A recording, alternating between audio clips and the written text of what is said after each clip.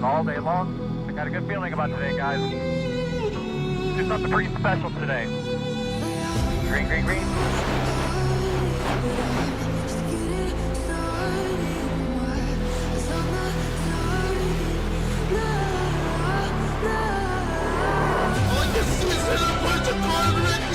Holy cow! We have the big one to end the race! Oh, we got a giant pack back here. Holy cow. Here we come. Go, go, go, go, go, go, go, go, go. Got to be kidding me. Didn't even make it a lap. Nice and smooth, nice and smooth.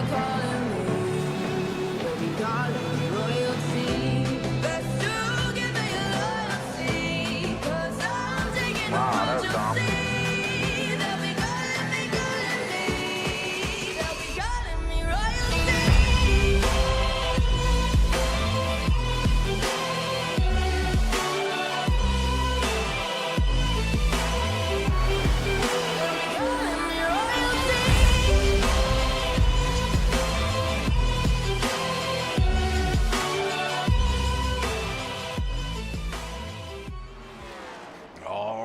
Welcome back to Wind Tunnel TV. Tonight we've got something a little special, a little different for you. It's the Majors Garage Clash here at USA International with Crown Jewel Racing. I'm Dean Doucette. He is Jason Martin. Jason, hey, we're in here in the Next Gen Cup cars for a little clash action tonight. Oh, yeah, Dean. It's going to be a good time. Little heat racing. A little competition there to make the big show. Constellation Rice, last chance race. And then the main event that you got to race your way in. Yeah, it's going to be something. We're going to see how all this goes. We got big cars, small track, lots of heat races. It's going to be great. Look in on the track right now. Of course, the keys to the race, track position is going to be key, and that's going to be contingent on your heat races, isn't it, Jason? Absolutely, Dean. This is just a 3/4 mile track here. Tight turns, short straightaways, lots of cars on the track. It's going to be tough. Yeah, going to be really tough for these guys out here. And I expect full contact here tonight at this short track. So these cars can take it a little bit. You've been out in the cars. How are they handling it on this track, Jason? Yeah, I did, Dean. I took the old Wind Tunnel TV test car out there, ran a few laps around the track. Got a feel for it. It kind of gave me a Dover feel. You kind of drop down in them corners and then pop out. And what I really noticed is that car getting loose. Really easy to get loose on the exit corners. Okay, well, we'll keep an eye on that to be certain. Right now, no points because we're in a brand new season. This is not a points event, but this is where you set the tone, isn't it, Jason? We got all kinds of teams out here. They want to establish their name. We interviewed them on Saturday night, and you got the feeling there's some of these teams are looking championship or bust.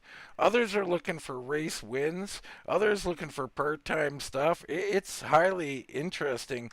And I guess we're going straight to gridding here, Jason. I thought we were going to have qualifying, but I did not see qualifying happening out here. Yep, qualifying went through, Dean. Okay. So, yeah, it looks like we're lining up here for heat number 1. We got 15 laps. All right, good stuff. So let's get a look at it here. And it looks like you got Dallas Pataska starting out front. By Zack Saunders will be on the outside of row number 1. Garth Griswold, friend of the show here, will be starting in third with Hayden Higginbotham in fourth. Corey Mott will be fifth. Diego Rodriguez will start sixth. It's Nishal Condor in seventh. Logan Geisbrich in eighth. Jim Mott, Alan Phillips, Jonathan Ledger, Michael Dietz, and Jay Selman will round out this one. So this is going to be interesting here. Yeah, Dean, 13 car heat race here. They got 15 laps. Top 5 make it into the feature. And this is going to be heat 1 of 3, I believe. And what I'm seeing already is, you got Honda Racing out here. I see 3 cars. Looks like it's Diego Rodriguez, Condor, and Geisbrecht are all in the same car. I find that interesting. Beautiful paint jobs, by the way, Jason. Yeah, really good looking car. Little concept car action going on. It's pretty cool. So Major's Garage sponsoring this thing. Go over and check them out for all your setup needs. I mean, they do a wide array of setups, and I think they offer a free base set as well, which is awesome. I mean, I think I could use some freebies there, Jason. Yeah, absolutely. They believe they offer a free base set for just about every car on the service on a weekly, that is, along with some paid sets, of course, for some better performance. Looks like the pace car is going underway here. All right, getting ready and getting set to get racing at USA International. Do you like this, Jason? The Clash lately, we traditionally, back in the day, we had them at Charlotte mostly, and maybe a couple others, and then we started doing short tracks. What do you think about the short track action for the Clash? I think it's great, Dean. I think there's nothing better than getting drivers mad at each other before they go to Daytona to open up the season. Absolutely. Start some rivalries, get some heated discussions going in the chat. It's sure to happen here tonight.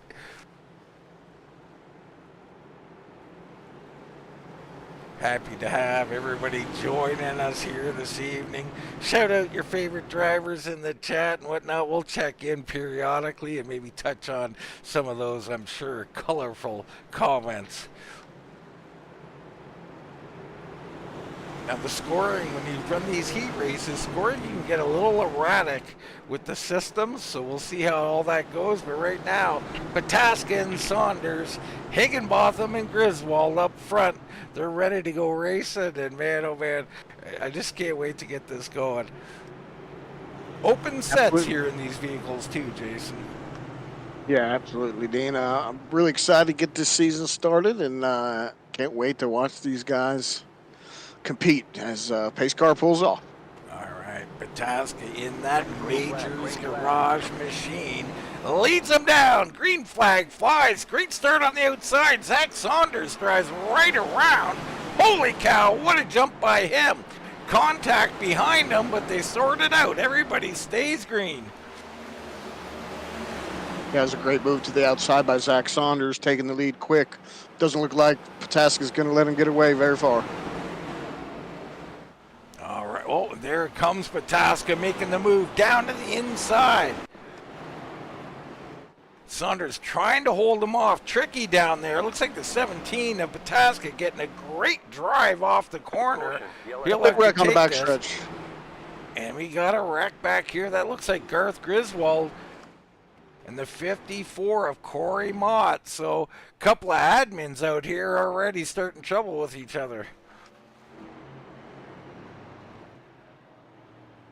Yep, now take into account here, folks, that these caution laps during these heat races, they don't count. So these guys will be on here? Lap 2. So we'll get the green flag. We'll be coming to lap 3.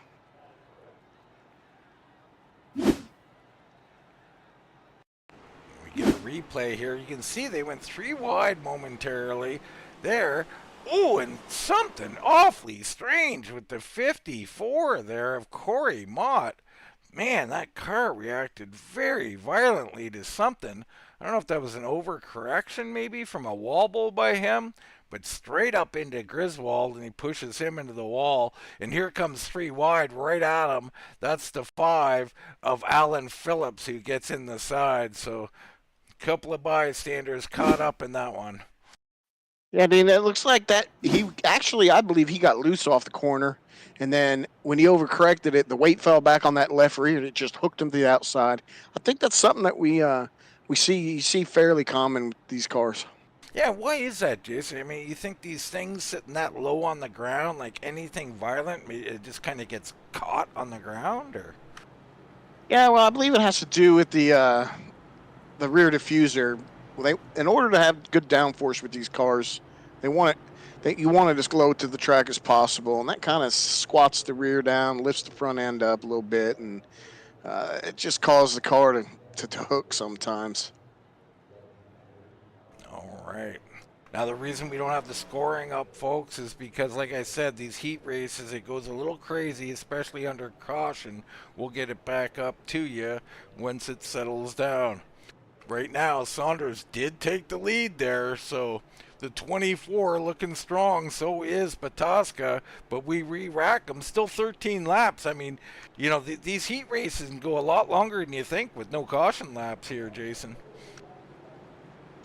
Yeah, they sure can, Dean. But you know, these guys get it sorted out, I'm sure. Now, in each heat, I believe, Jason, and tell me if I'm correct, that the 5 cars will transfer through. So that spot to watch is 5th to 6th, right? I mean, 6th place would have to go to the last chance qualifier. Yeah, that's it, Dean. 6 on back. Right now, you got Diego Rodriguez there sitting in that 5th spot.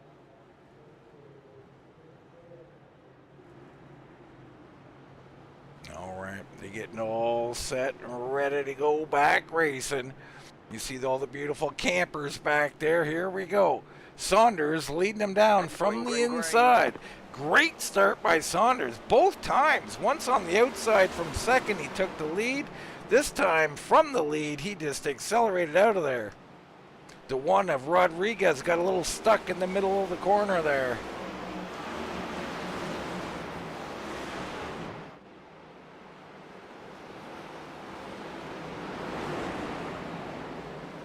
Good clean racing. Look around this transfer spot right now. Phillips in the number 5 is in. Behind him, Logan Geisbrecht is fighting, trying to get up there.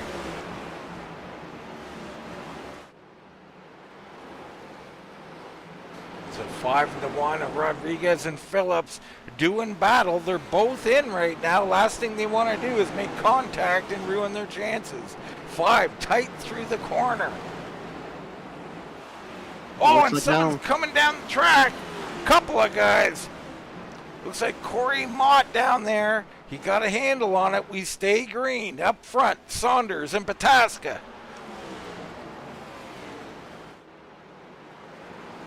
There's Higginbotham all alone in 3rd. That's where I want to be, Jason. Get away from me, I always say. Oh, yeah, absolutely. Higginbotham's in a good position there. He's gapped the 4th place car. He's watching the fight out front here for the lead, and he's in a good spot right now. Big battle for 5th. That's the transfer spot. So to the outside goes Logan Geisbrecht. What a move! Sends it on the outside. I love that move. You shock the guy by getting to his outside. He doesn't know what to do. Changes his line. This time, Logan a little too high. The 5 fights back. So Phillips holding on to that spot. It's a strong move there to the outside. It just can't quite get the tires to grip, exit in the corner there to make it work. Well, it seems like the case we always talk about, Jason, 2 distinctly different corners. This corner looks like he's getting a decent run through the middle on the outside. I'm not sure if he can do it in both. This time, deep send by the 48. Rotates right in front of the 5. Holy cow! What a move! Yeah, that was a good move right there. Fantastic job, Logan Geisbrecht into the transfer spot, and now the 5 of Alan Phillips is fading. Here comes Garth Griswold. He's looking to do something. He'll move into 6. He's got work to do. We're on 6 to go. Dallas Pataska, your race leader. Saunders in 2nd. Higginbotham in 3rd. He's been run down now by Diego Rodriguez, who seems to be heating up. So even in this short frame, Jason, we're having comers and goers here. Yeah, Dean, they're still fighting hard for that position. Garth keeps looking down inside there. So back there, Garth fading up the track a little bit. A little unorthodox line. Seemed to work for him, though, as he looks to close in on the 48 at Geisbrecht. Our leader, Dallas, coming down now, 4 to go, coming down to 3 to go.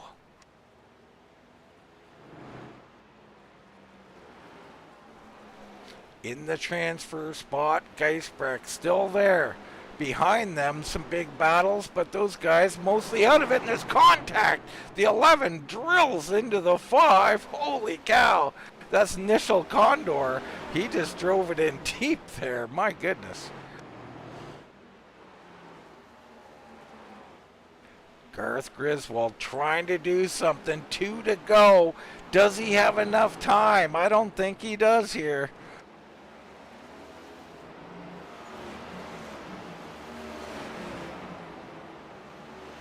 The 48 at Geisbrecht in 5th position, that transfer spot. Pataska has taken the white flag. The fight remains for this all-important 5th place. Here comes Griswold. He sends it deep, nothing doing. Pataska coming out of 4. He'll win this heat. You got Saunders in 2nd. Rodriguez will be 3rd. Higginbottom in 4th. And here comes Geisbrecht. No problem for him. He'll transfer through. Griswold and others will have to go to the LCQ, Jason. Yeah, he gave it some good effort there, old Griswold, but he wasn't able to capitalize. He ran him down, but couldn't make the pass. So an interesting heat there. 1 caution. Pataska, the man so far, as they get set, going right at it, right into the next one. I mean, early viewing here, Jason, what are your thoughts here on heat number 1? It was good, Dean. Like I said, it looks like we had a little bit of looseness off of 2 there. The guys were having some trouble with, but other than that, it was a pretty clean, pretty good race, pretty quick heat race for him. All right, here we go into heat number 2. Last year's champion driving the Ryko machine, the number 94, Thomas Wolfe. On the outside of row 1, Stephen Menke in the 6 machine. It's Nathaniel Campbell riding the 16, and he's got the my goodness, I forget what South Park guys on there. I love that, having a little fun with it. Stephen Harding Walker will start in 4th. Cody Leach and Pete Morales will be in row number 3. It's Caleb Tipton and John Connor in row number 4. Rodney Roberts and Mason Hoffner will be in row 5. Nim Silva and Tommy Carroll Jr. will be in row 6. And Sam Bennett not taking to the field here.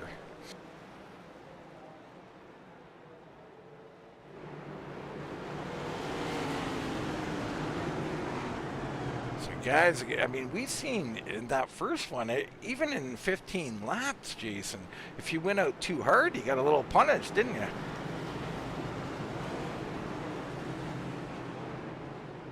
As we seem to have lost Jason momentarily.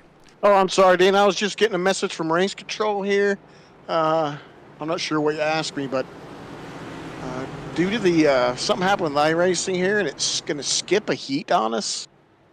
So I was just informed that because of that, they're going the 3 heats, and then for the LCQ, they're going to take the top 7 out of the LCQ. Wow, big news. A couple of those guys we talked about who were on the outside looking in, now on the inside looking out.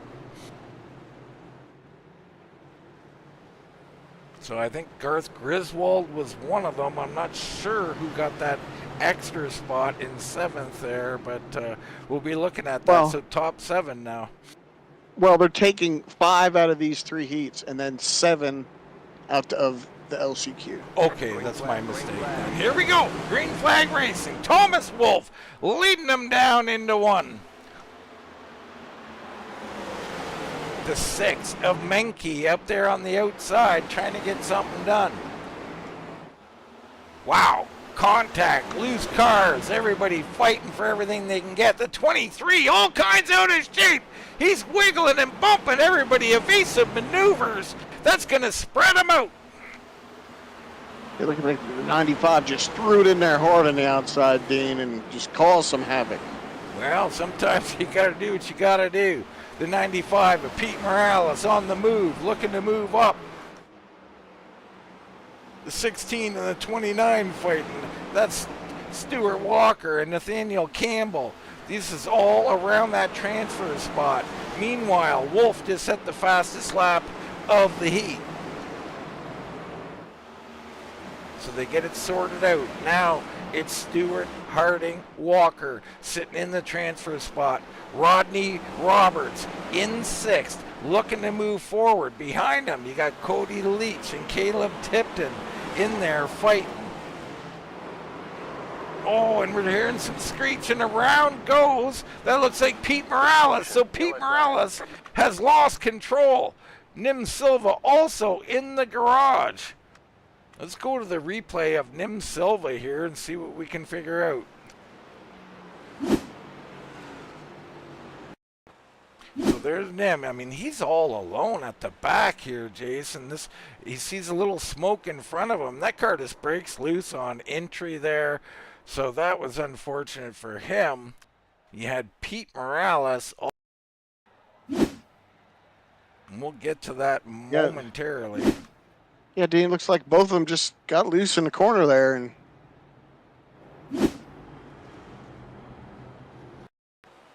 so here is Pete Morales. Or no, that is not him. There he is, loose, same thing. These cars just breaking loose in the center of the corner. The other one was on entry, Jason.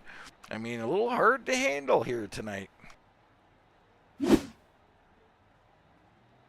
yeah, Dean, it was like I said, when I tested the car, I didn't really feel looseness in the center, but I definitely felt it from the center off of the corner.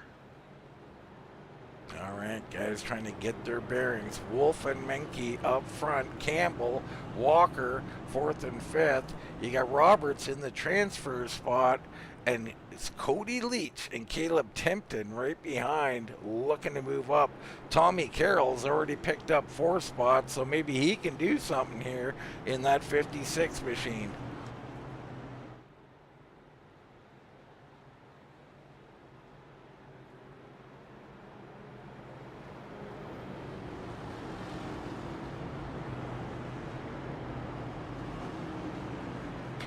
Morales at the back of the pack now.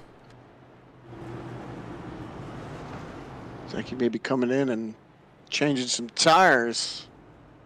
These drivers all getting one set of tires per session here, per heat. Yeah, not sure if they're able to or not. If you're at the back and you're able, why not, right? Yeah, there's no reason not to. I mean, especially, if you're in Pete Morales' position there being in the back. Certainly can't hurt to grab some freshies, go back out there and see what you can do with them. Though it is a very short stint here. Not sure how much you'll be able to do with them, but I caught the Hooters sign there on the starter stand. You known to frequent Hooters once in a while, Jason? On occasion, Dean. Yeah. I have to admit, in my younger years, I've been there quite often. Okay. Did you order any food or just for sights and sounds only? They serve food there? Thomas Wolf, last year's champ, already looking strong here. Here we go. Pace car off the track. Green flag down and away. Another good start. This time Menke with a great start on the outside. Not able to get up there, but hold his position. Maybe. Here comes Nathaniel Campbell. And holy cow, on the outside, Stuart Harding. We got another wreck. Hoffler. No, he hangs on to it. He might have wished he wrecked it now because no caution on the track. Got the fifth place Cody Leach and sixth to Rodney Roberts there, contending for that transfer spot, Dean. Yeah, they're really going at it here. They know how important it is. The 23, oh no, and the 2 is wrecked. That is Rodney Roberts. Around he goes. Hard lick for him. Pete Morales gets caught up in it somehow from the back as well.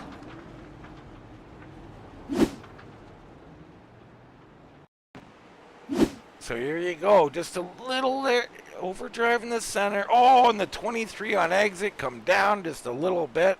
Car shook the rear end a little bit, pointed him down. Into the 2 he goes, and I'm not sure what's going on with Morales back there. It looks like that's a separate incident for him. Yeah, Dean, it's just the car that turn 2 there. We've seen it, what, 3 or 4 times now in both these heat races. Just a little bit of looseness coming off that corner. Now we got pit stops coming in. Now we're going to stay with these, Jason, and just see whether these guys are just fixing damage or are they in fact getting tires. Because, I mean, I know it's a short heat race, but tires for tires, everybody loves the feel goods. Oh, yeah. They're getting tires, Dean. I guarantee it. Yep, right side car going up. So I see it on the number 2. Yes, Rodney Roberts going up. Morales not getting tires. That's an interesting decision. He might be done. I'm not sure. Could be right sides only for Tommy Carroll. It's a quick pit stop. We'll bring up our pit board here and have a look. I mean a 14.7, that's pretty standard spot. So everybody else fixing damage back in here. Rodney getting as much as he can get done, along with Pete Morales. So Morales, no tires. That was to maybe get a little extra damage fixed.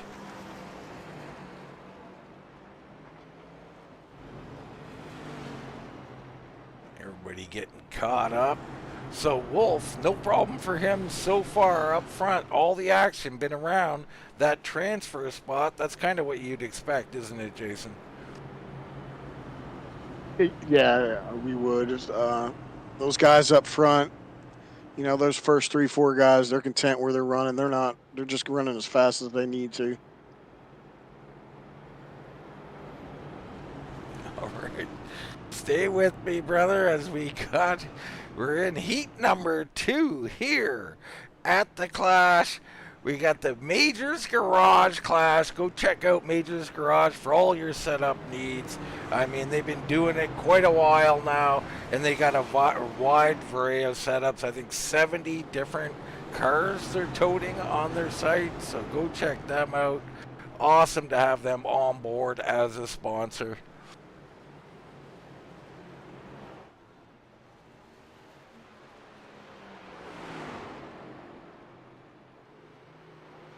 There is Rodney Roberts coming around. Jason, thoughts? Well, they're going green. Green flag's out, and here they come to it. Wolf down into 1, nice and clean behind them. Lots of battling going on. Walker and Campbell side by side. Behind them, Leach and Tipton go side by side for the transfer spot. Smoke into the air under braking.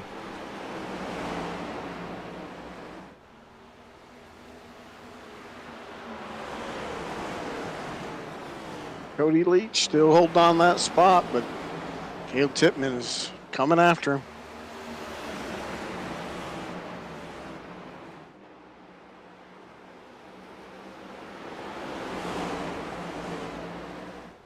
So good battle shaping up for second.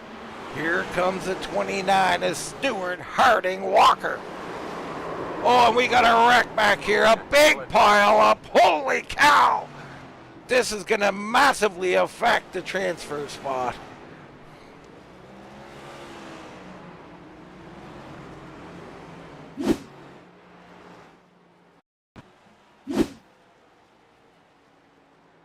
There you see at the top of your screen.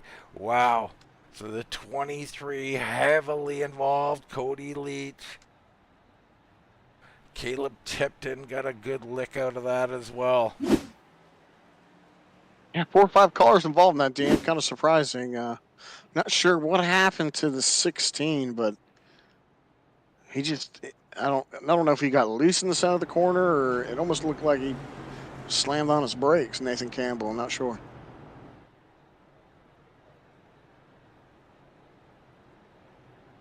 All right, Thomas Wolf looking good up front. Menke in second, looking pretty solid as well. But it's all up in the air still on the transfer spot.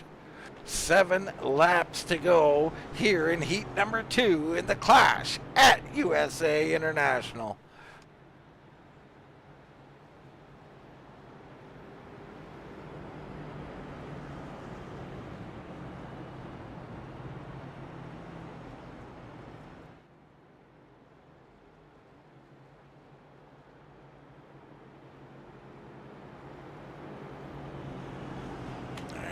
boys under caution here. Looks like Cody Leach has taken to pit road. Mason Hoffner and Nim Silva look to be done for this heat. They'll look to the LCQ.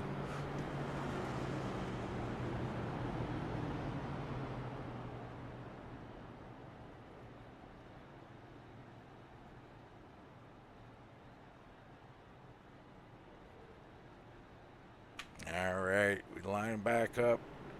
Thomas, Wolf, Menke, Walker, Campbell, Morales, Tipton, your top 6 right now. Morales finding his way back into this thing after his early trouble.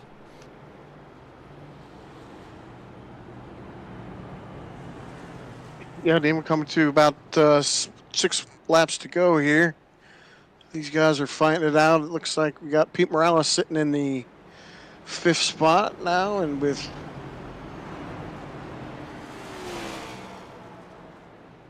Stephen Meneke in the 5th place position. Yeah, the scoring goes a little wacky here. Yeah, something's weird. It's just the way it works here is that the guys, as they're pacing around, they'll go down low on the track, so the system will think they've actually crashed or something. It's very strange. Happens at short tracks all the time. Very common in the scoring system. But up front is the 97 here. This is actually Thomas Wolf should be up there, and I think he is. There is Wolf. So Meneke, and now here comes the Morales, slinging it around the outside. What a move by Morales! Holy smokes! He's got a beat-up vehicle. It's not stopping him at all, Jason. No, it's not, Dean. He's making that move strong and making it look good as Thomas pulls away, though. Nathaniel Campbell fighting with Tipton here for that transfer spot. Tipton was in it. Now it's, Campbell with a strong move pushes him up to 16 on the inside. Wow, logjam back here for 5th position. 4 laps to go. This is the battle. And the 23 gets into him. Holy cow, Cody Leach gets in there heavy and gets into Tipton, so they'll re-rack him here with 4 to go. It just looks like he drove it in there a little bit too hard, got loose, and moved up into him and ended up taking the other car out. Yeah. I got to get to pay attention to these names and numbers because I'm drawing a blank when I'm talking about these cars, trying to match a name with a number. Yeah, definitely get a little bit, and I'm going to put on Discord here as well, Jason, just for a little added info.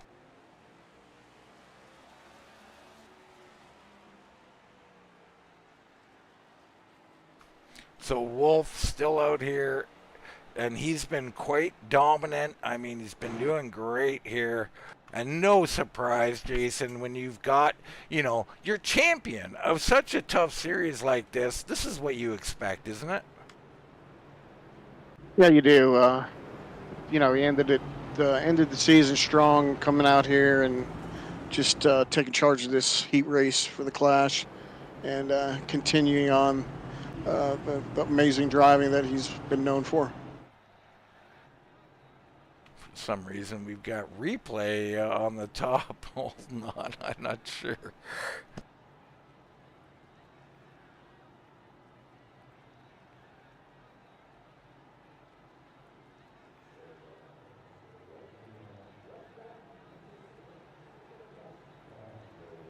There we go. We get that sorted out for you. Top 5 running is currently in number 94, Thomas Wolf. 2nd place, the 95 of Pete Morales. 6th, Stephen Meneke, and then in the number 6, as you are. The 4th place, the 29 of Stuart Harding, and then the transfer spot in 5th is number 16 of Nathaniel Campbell.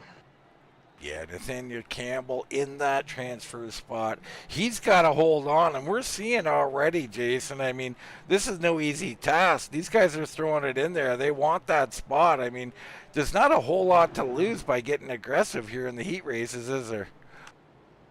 No, there's not, Dean. I mean, if you're not in that fifth spot, you're not in the race, and you're going to the last chance qualifier, and you're going to have a bigger fight on your hands in the last chance qualifier. See all the fans out there. I'm not sure about, some of them look a little sketchy out there, Jason. I don't know. I think I've seen some kind of backroom deal going on up there in the stands.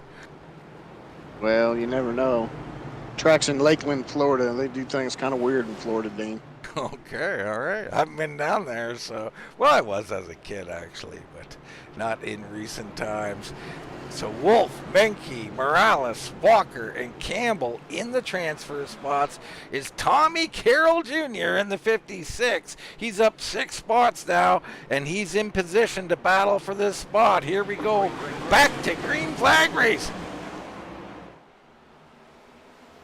Another great start by Wolf. Behind him, Morales again slinging the outside. He has mastered that restart on the outside. If he can keep it off the wall, and he does. The 6 and Menke battling back. Even in these short races, Dean, we've seen these outside moves work pretty well. Absolutely we have right now. Nathaniel Campbell trying desperately to hang on to that spot. Here comes Tommy Carroll Jr. and he's loose. That hurt him badly. And now he throws it in deep and they're into the wall. Wow! A crazy, crazy wreck back there. I'm not seeing any caution. We're on the final lap. We stay green. Thomas Wolf coming around. He's head down into 3. He will win this heat number 2. Pete Morales will likely be second. Harding, Walker in third. There's Menke, and Nathaniel Campbell will be your transfer spot. Wow. So that carnage kind of stopped the fight. It really helped Nathaniel Campbell. He's got to be happy about it. Yeah, he does, Dana.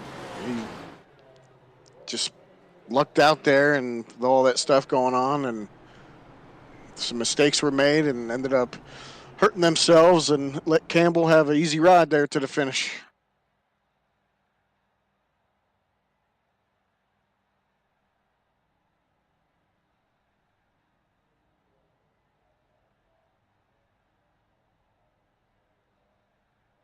All right, heat number 3 getting lined up and ready to go racing.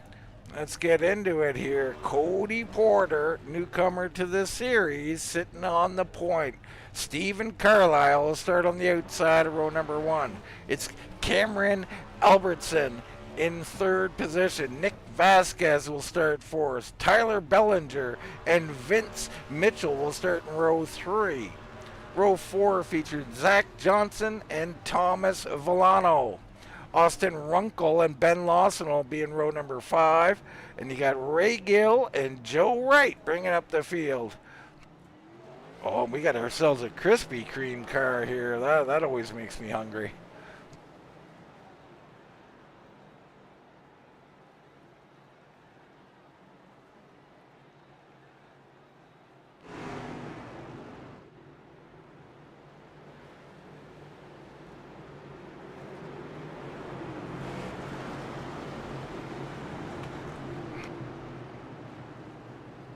Getting some word coming in from race control here, Dean. All right, more race control news. Cody Porter up front. I like the looks of this car he's in here. Got a nice shine on that thing. The Express Elite PC machine.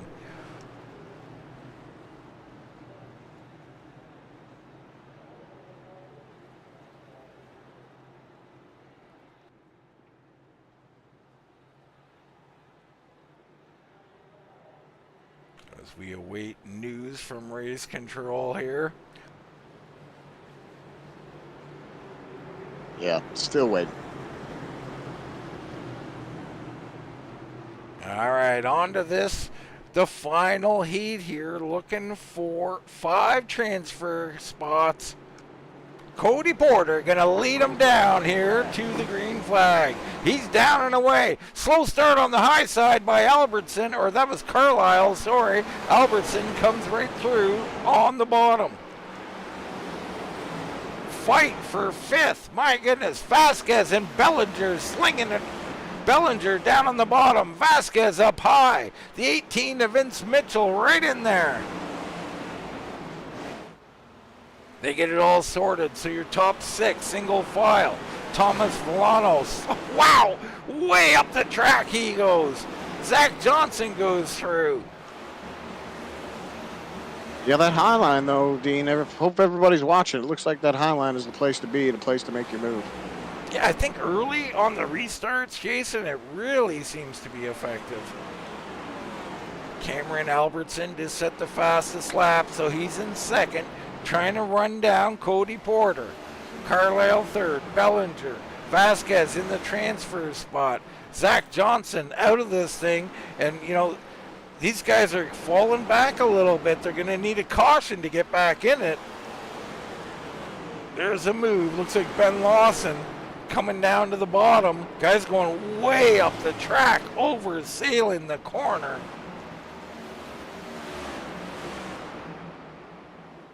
So Ben Lawson moving up. Could it be too little, too late? Perhaps. Zach Johnson is speeding up. He's starting to catch these guys. 11 laps to go. Oh, and he loses it on entry a little bit. And looking like these guys are all nice and spread out here. There's our leader, Cody Porter, Cameron Albertson, Steve Carlile. Everything status quo. An easy cruise for these top 5 so far. One thing they got to be aware of, there's no need to fight each other here. Jason, how many times have we seen it? Racers are going to be racers, and here we go, caution on the track. Looks like Vince Mitchell, something happened with him here. Yeah, there's turn 2 again, Dean. The turn's gotten everybody tonight.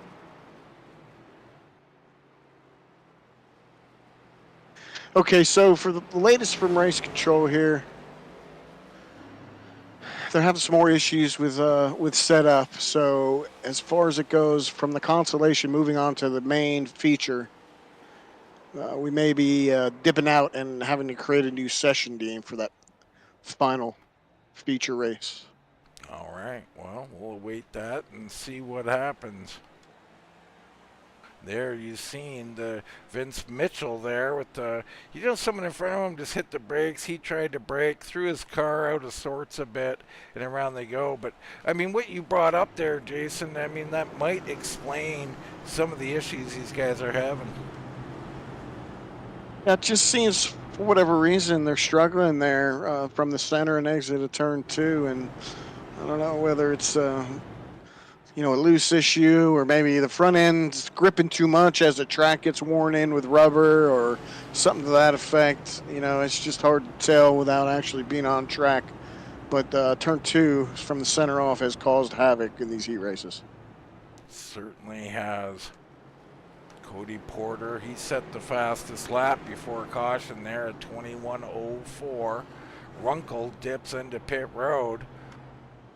So perhaps he'll grab some tires here. We'll stay with him and see if he does, Jason. I mean, what do you think? 4 or 5 laps in here, you think tires can make a difference? I don't know, Dean. It's been a tough place to run tonight. These heat races are so short. To be honest with you, I don't think it's going to give you much of a shot. I mean, that doesn't mean it couldn't happen, but we haven't seen it happen yet tonight.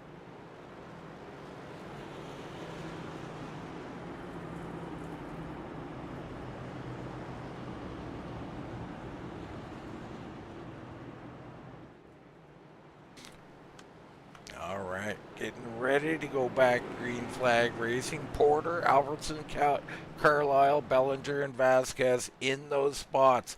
Now, exactly what Zach Johnson needed.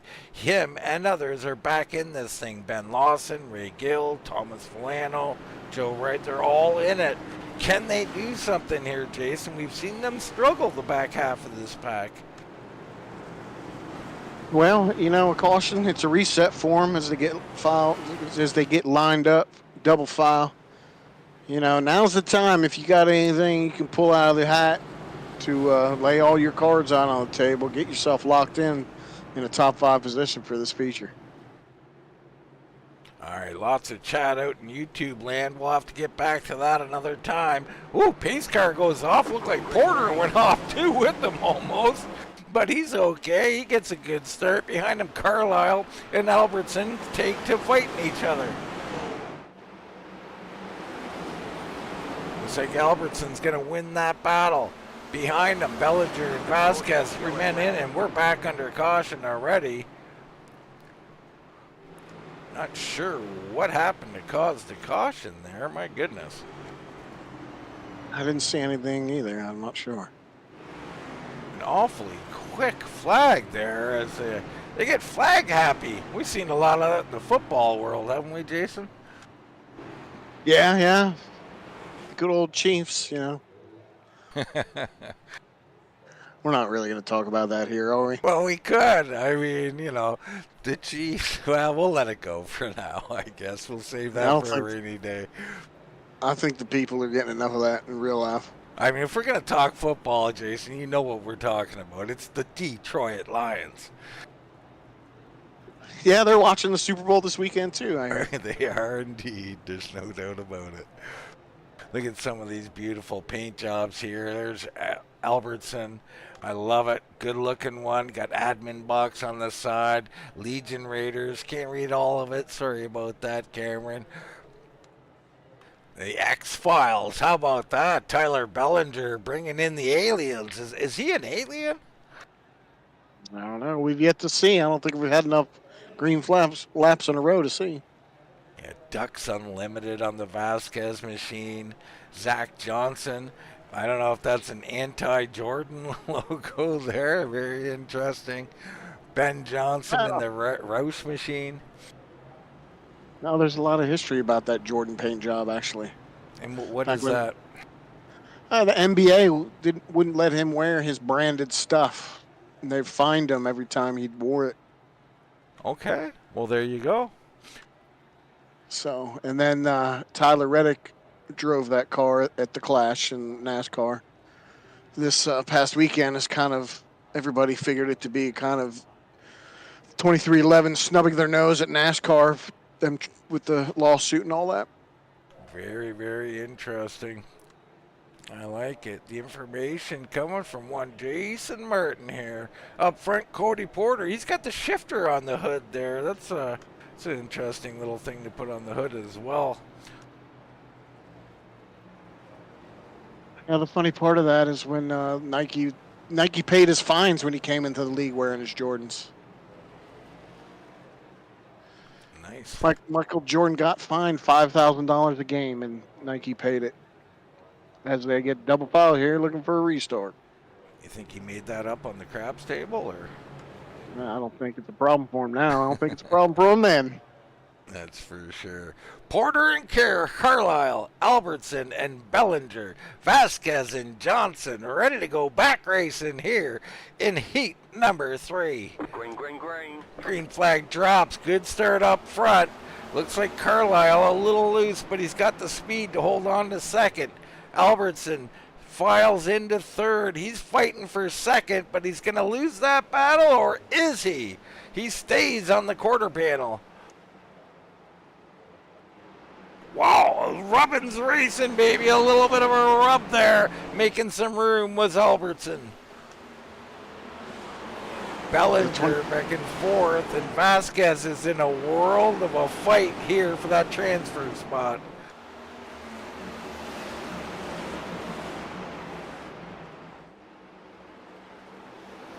Zach Johnson closing in. Vasquez gets sorted out, so he is in that spot comfortably. Ben Larson and Zach Johnson fighting for 6. Up the track goes Lawson.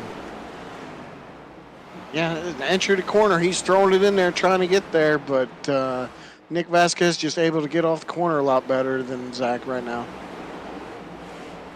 So here we go, coming down to it. 5 to go. behind them. The fight, I mean, these guys got together a little bit. They fall off. So it's Johnson and Vasquez doing battle. We go on board here with Zach Johnson. Can he close in and grab this spot away from the 22? Looks like he's driving the heck out of it, Dean, trying to get there. Like I was saying, he's able to gain on the edge of the corner, and he's there now. But it doesn't look like he can get off the corner very well. Yeah, struggling a little bit. I mean, good entry. Maybe too good of an entry. I don't know. Right to the bumper of the Ducks Unlimited machine.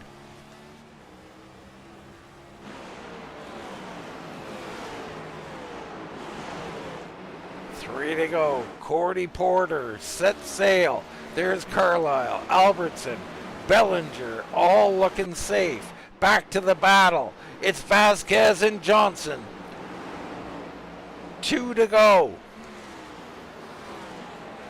He's there, Dean. Maybe he's saving his stuff. 2 to go. He is there, and I think he's willing to use that bumper. He might have to. Cody Porter coming out of 4, and wow, he blew the corner there. That's shocking. Late in the race, he grabs the white flag. We go back to our battle. Vasquez and Johnson for the transfer spot behind him. Villano throws himself into the picture. 1 corner to go. Cody Porter down into 3. He'll be safe. He'll win this heat number 3. Carlile, Albertson, Belanger, and back to the battle. It looks like it's going to be Vasquez holding off Zach Johnson for the transfer spot. Cody Porter grabbing control here and winning heat number 3. Yeah, Zach Johnson gave it all he had there. Just couldn't get off the corner well. He had the first half of the corner. He was beating Nick Vasquez. He was beating him there on entry, but could never get off the corner hard enough. And here we go as the lights come on to the track for the LCQ. Look at that beautiful shot here of USA International. We'll have a nice big field. Of course, our top 5 from each heat have already moved on. So now, this one, Jason, you say 7 drivers from this will go through, correct? Nope. I got a fresh update here for you, Dean, from Race Control. It looks like the session is going to work. And the top 8 from the last chance qualifier right here is going to move on for the feature. All right. Top 8 will be in. Let's get into the starting grid here. Yet Garth Griswold will be starting on the point with Cody Leach on the outside of row number 1. It's Zach Johnson and Condor in row 2. Carroll and Mitchell in row 3. Phillips and Tipton row 4. Lawson and Mott in row number 5. Rodney Rogers not gridding yet, so he should be up there along with Ray Gill. You got John Connor, Ledger, Hoffner, Runkle, Deitch, Silva, Villano, and it looks like a few guys still haven't come out. Jim Mott on pit road. Salmon, Roberts, and Bennett not gridding up here. Very interesting. Yeah, not really sure why that's happening, Dean. If it was just maybe the fact that quick sessions may have caught him off guard. Yeah, it may have for sure. They may have just thrown in the white towel. I don't know. But Garth Griswold, gotta love being on the point. Huge advantage here to have the restart, Jason.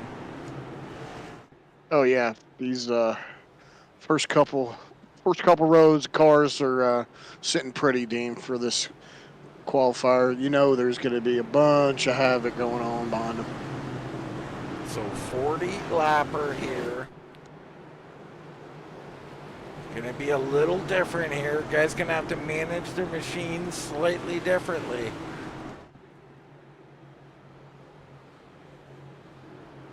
See the beautiful sunset in the background. Love it.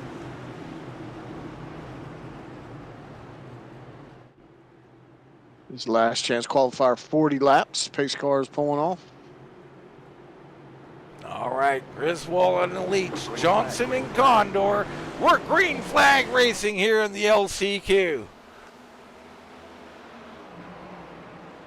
Good start here. Everybody looking clean down into one. Big battle back around 11th position. Yeah, I did see Jim Mott pull off pit road there once the green flag come out, Dean. Getting on track. Yellow flag is out. And we are under caution already. Austin Runkle involved.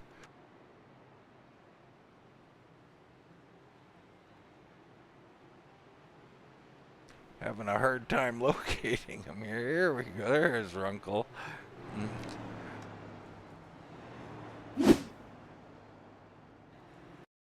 A quick replay here. He's all alone here on the track. Could this be the same old story? A little wobble on entrance, and that car just breaks loose on entry, Jason. Yeah, it's interesting. I'm interested to know, how the track changed as the lights came on and the sun went down. Did it add more grip? Did it make it looser? I mean, you can only guess that probably got a little bit more grip, so the car is going to kind of be a little more snappy. All right, let's go to a short commercial message from Major's Garage. Hey, you know that guy who just before the green flag keys up his mic and asks, "Anybody got a setup?" Well, this is him. This is Adam, and hey, Adam needs some help. On the other hand, this guy over here, this is Steve. Steve is a solid racer and he knows his way around the garage. Steve's problem is time. With a job and a family, he can't find enough time to build competitive setups and to race as often as he likes. But as luck would have it, Steve knows a secret. He lets the Majors Garage crew chiefs do the setup work so he can focus on the racing. At majorsgarage.com, Steve can get setups for over 60 cars on the iRacing service. So no matter what series he wants to jump into, he is covered. Anybody really should tell Adam. See you at the garage. All right, someone should tell Adam they'll see you at the garage, Jason. Yeah, Major's Garage. Great place to get all your setups. They have most popular road and oval. Yeah, Coaching available. I'm Every gonna be- discipline. Sorry, I'm cutting you off, Jason. It's all good. I'm gonna be checking him out, though. I truly am. I mean, I'm that guy. I don't have time to be making them anymore. I used to. I enjoyed it to some extent, but I love having a place like Major's Garage out there. They can do the work I can't do. Yeah, well, the big thing is, too, they give a free baseline for every car. So go out there, grab a baseline, see what it's like. You can try before you buy. Yeah, I like that a lot. Great little thing there for everybody. And I know a lot of setup builders maybe can't build they don't have a base. Now you do. Here we go. Griswold and Leach back up front. Green flag down and away. A little bit of a bottleneck here down on the inside row. Griswold out there to a good jump on the start there. Gets out front. Wow. Great racing here. Zach Johnson down the bottom. The 23 is around. We got trouble.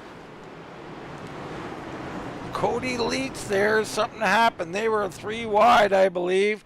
Can't really do that around here. Well, he can, but it's going to end up with a caution. It looks like they just got bottled up there, and a lot of cars were coming in that corner, had nowhere to go. Oh, Leach got in the wall, come down, smashed into the 45. That's where all the bottlenecking happened. They did a great job there of not wrecking each other, Jason. Yeah, they really did. It was some good talented driving there to make sure. That could have been a heck of a lot worse than it was. So we'll re-rack them here again.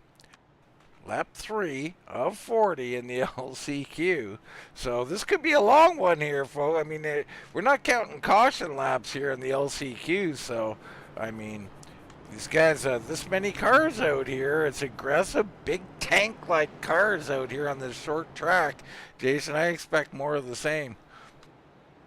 Yeah, and it doesn't look, everybody's pretty much in the same spot where they started. Hasn't really been anybody moving, although we've only had 2 green flag laps. There you see Michael Deitch You got Runkle down on pit road. So those two are the only two down there right now. I believe Runkle's been down there for a little bit, so he must be having some kind of technical difficulty.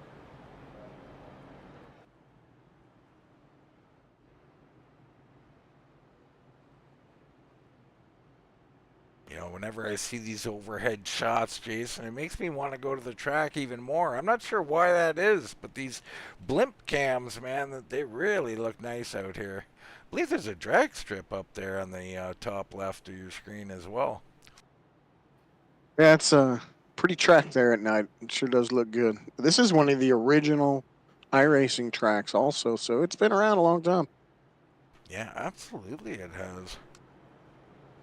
And you see the tire where it marks up on the wall there. Traditionally, you know, we were saying guys way up the track. I mean, USA is a track you can run up there. Yeah, I was just thinking about that. Haven't seen anybody even give it a try, but it's something somebody in the back here might be able to take a look at, see if they can make it ring on the outside. Yeah, no doubt about it. Someone gonna give anything a try, trying to move forward. Griswold and Leach, Condor and Johnson. Vince Mitchell's moved up 1. Tommy Carroll in 6. Phillips, Tipton, Corey Mott, as I stumble through it here. And Ben Lawson in the top 10. Caleb Tipton holding on to that 8th place transfer spot there. Green flag, green flag. Green flag down and away. We begin a lap 4 of 40. Griswold gets away quick, battling all throughout the pack. Oh, and so a couple cars hard into the wall. Someone blinking, that's the 54, and he drives straight into the wall. Corey Mott having some kind of internet issues. No caution.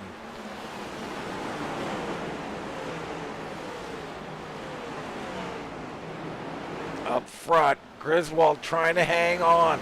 Cody Leach stalking him right on his bumper. Wow! Out of nowhere, Zack Johnson rips the high side.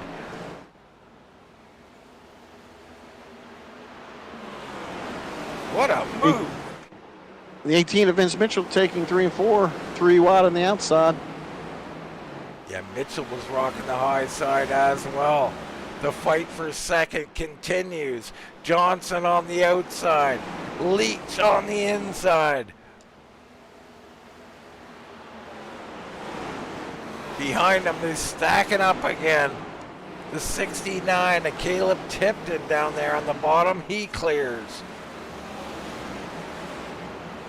Zack Johnson all of a sudden has faded back to 6. So the high side early worked. Now it's not. Yeah, they're really struggling coming off the corner. Looks like the car is pushing up top there. Yeah, you can see it there. The 18 way up the track of Mitchell. Not agreeing with him in that entry. Well, I'd say it worked in 1 and 2, but here on the exit of 4, it didn't look good. Now, could that be something about the brakes too? I've always had a problem with the brakes here in this machine, Jason. Just how hard you have to press them. Yeah, it could be, Dean. I'm not really sure how the brakes are going to affect it on the exit of the corner, though. So Johnson back on the bottom now, starting to work forward. Oh, and behind him, there goes Mitchell to the inside, into the grass. He'll save it. We'll stay green. Up front, Griswold doing a nice job holding on to the lead here. And it looks like we got problems. Oh, a big hit late there. My goodness. Johnson's involved. 56 in it. Tommy Carroll, Ray Gill, and others. Let's get a look at it here. There's Johnson on the bottom. Tommy Carroll up high. Oh, and he gets loose, comes down and gets Johnson. And of course, there's some more carnage and a couple of latecomers coming in there also. Yeah, it looks like just got loose, overcorrected, not able to correct. The car just wouldn't come back to him.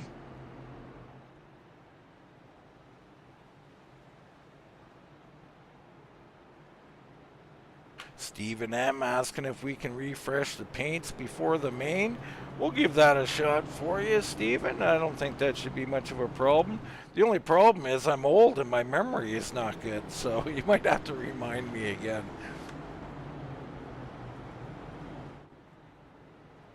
Lap 10 of 40, and you got to be impressed with these guys up front, Jason. Griswold, Leach, I mean, they've done a nice job up here, and Phillips, who's moved up 4 spots into 3rd. Yeah, Dean, these top 5 or so, they've been really smooth and doing a good job. Griswold losing the lead, but he's holding on strong still in that P2 position. I mean, how about some of our big movers? Let's get a look at a couple of these cars. Mason T. Hoffner, pardon me. He is up 13 spots. I mean, we got to wait for scoring to calm down here because, again, under caution on these short tracks, these things get a little out of whack momentarily. They sort themselves up. But you got Connors up a few. Villano's up like double-digit spots here, having a good run. Silva now up 6 spots. So lots of movers here. Yeah, there's a couple guys making some pretty good moves here, Dean, and they're making their way through the field, and that'll bode well for them fighting for that 8th place transfer spot. Yeah, and in that spot right now, John Connor. Trying to save the world, of course, John Connor always is.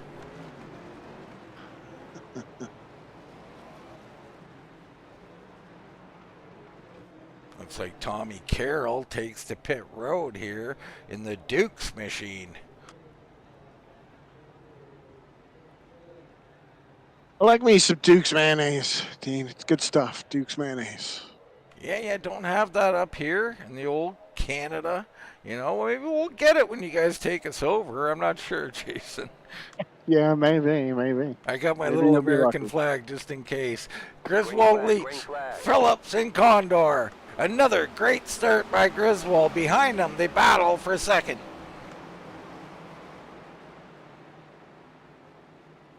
Looks like the 5 of Alan Phillips going to win that, so he's had a nice run now, up 5 spots. Here comes Condor in the 11, one of those Honda machines out here. Yellow flag is out. And we are under yellow conditions again. Not sure what brought out the flag that time. It seemed like pretty odd here. So we've had a couple of those so far, Jason, where you don't see anything happening. We're not getting anything, any incident report, so it's very interesting. Well, sometimes the official leans on that button accidentally every once in a while, and it's been known to happen in the past. Yeah, for sure. Thomas, Villano coming on pit road. I thought he might hit those barrels there, Jason. Yeah, it was close, almost. Ray Gill's in, Corey Mott, Jim Mott, of course, father-son combo. Well, I shouldn't say of course. I think they're father-son combo there. Long-time members, original members. Yeah, that's right, Dean. Father, son, Corey Mott and Jim Mott. Austin Runkle sitting on pit road. He is several laps down. Tommy Carroll also several laps down. So they're in a world of hurt here right now. You see our leaders are coming by now. These guys have got to get off pit road if they want to stay on the lead lap. Not seeing any movement. And there they go, past the start-finish line. Pit road will be closed, so they will go a lap down. Well, there's no lucky dog in this, I believe. There isn't one.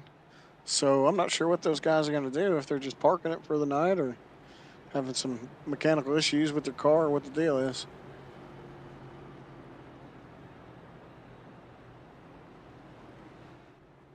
Tonight's race brought to you by Major's Garage. Of course, you've seen that commercial.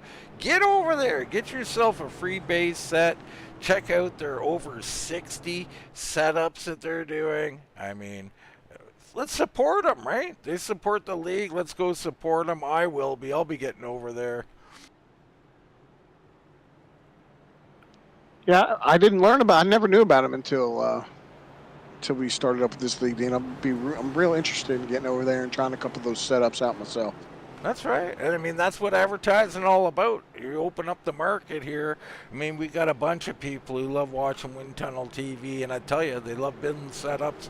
They will be checking them out.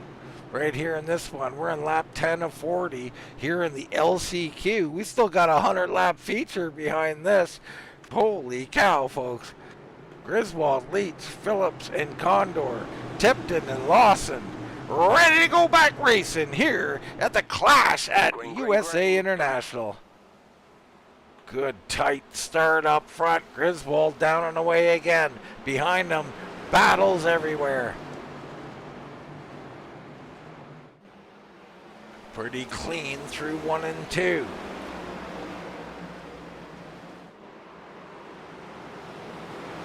Mason Hoffner, one of our big movers there, is holding down that transfer spot in 8th place. Yeah, very important spot back there. Oh, and look at back here. We got Carnage. The 18 around. That's Vince Mitchell. You got that M&M's machine out there.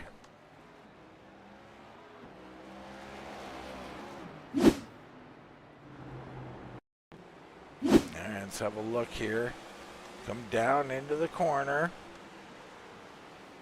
And yeah, I'm not sure there whether he come down too much or guy came up, but around he goes. And that'll bring out another caution. Yeah, it's a tough position to be in. A little more situational awareness would have helped him out there, but that's why we call it racing and not driving in circles. Well, that's right. And I mean, but you know, this is the LCQ here, Jason. Like, how much patience can you have? How much should you have? I mean, we're talking about a 40 lapper here, and you know, cautions aren't counting laps. So can you afford to be patient if, say, you're back in, I don't know, say 14th position? You got to get to 8th. Yeah, well, there is time, Dean, but there's not a lot of time. But you definitely have a little bit of time to feel your car out and get up there. But before you know it, 20 to go, you got no time and you got to go. Nick with comments not for the air here tonight. A couple of guys not impressed, and a few things going on over in the chat. Respect the comments, keep them coming, folks. We try and play nice up here in the booth for the most part. I mean, we might have to bring booze into this conversation soon, Jason. Maybe. I probably needed some tonight, actually, to be honest with you. Well, I mean, we'll have our little break between the LCQ and the feature. Maybe we'll time to hit the fridge there. Yeah, a little bit. I'll get time, grab a glass of something. I mean, whenever I'm broadcasting, you can picture it right now. I got my helmet on with the 2 beers, one on each side, pure straws down to the, the suck-in point. Oh, yeah. I come prepared.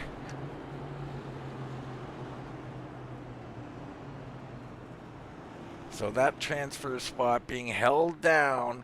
Well, I think Hoffner has moved up into 7th, I believe.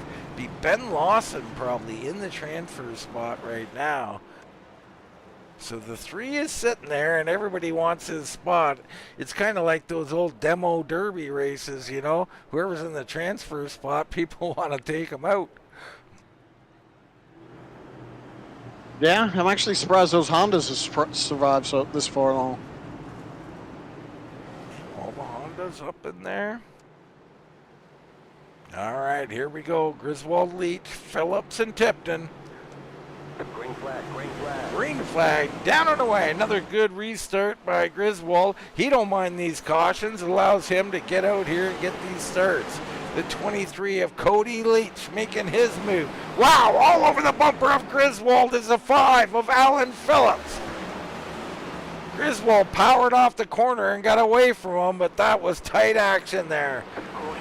The 5 is really rolling the center. Nim Silva up into the wall. That'll bring out another caution.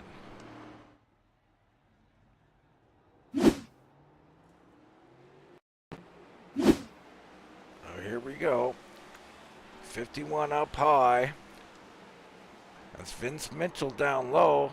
Mitchell drives right underneath them at 51. Just around he goes. We've seen that more than once tonight. Sure have, Dean. It's like he lost it up there in the hot line, coming in the entry of the corner. It just seems like guys are braking too late and too hard, or braking under steering, Jason. Maybe we can talk a little bit about that. How, like, you know, you want to brake harder, earlier under straight, don't you? Yeah, absolutely. Whenever you're on the brakes, you want your front tires straight, and when you start turning is when you should be off the brakes or lifting off the brakes. So you want all your braking done before you get to the corner. How about Garth Griswold here? You know, we've talked to him a few times. Seems like a great guy, rocking that Band of Brothers machine. He's done a nice job here holding them off. He had a little bit of heat that time, but he's been doing a nice job, hasn't he? He sure has. He's doing just what he needs to do, leading this field around, watching his P's and Q's, and hopefully it's good to see him up there. Hopefully he's able to stay up there and finish it off. How about Band of Brothers there? You ever watch that, Jason? I mean, I know you're a military man yourself. You ever seen this show? Oh, yeah. I'm retired 24 years. I've watched it a couple times. It's one of my favorite things to watch. All right, there you go. Little shout out for Band of Brothers. Don't tune in now, though. Stay here with us. Watch this. Myself, I've been watching Landman. I've been enjoying that one.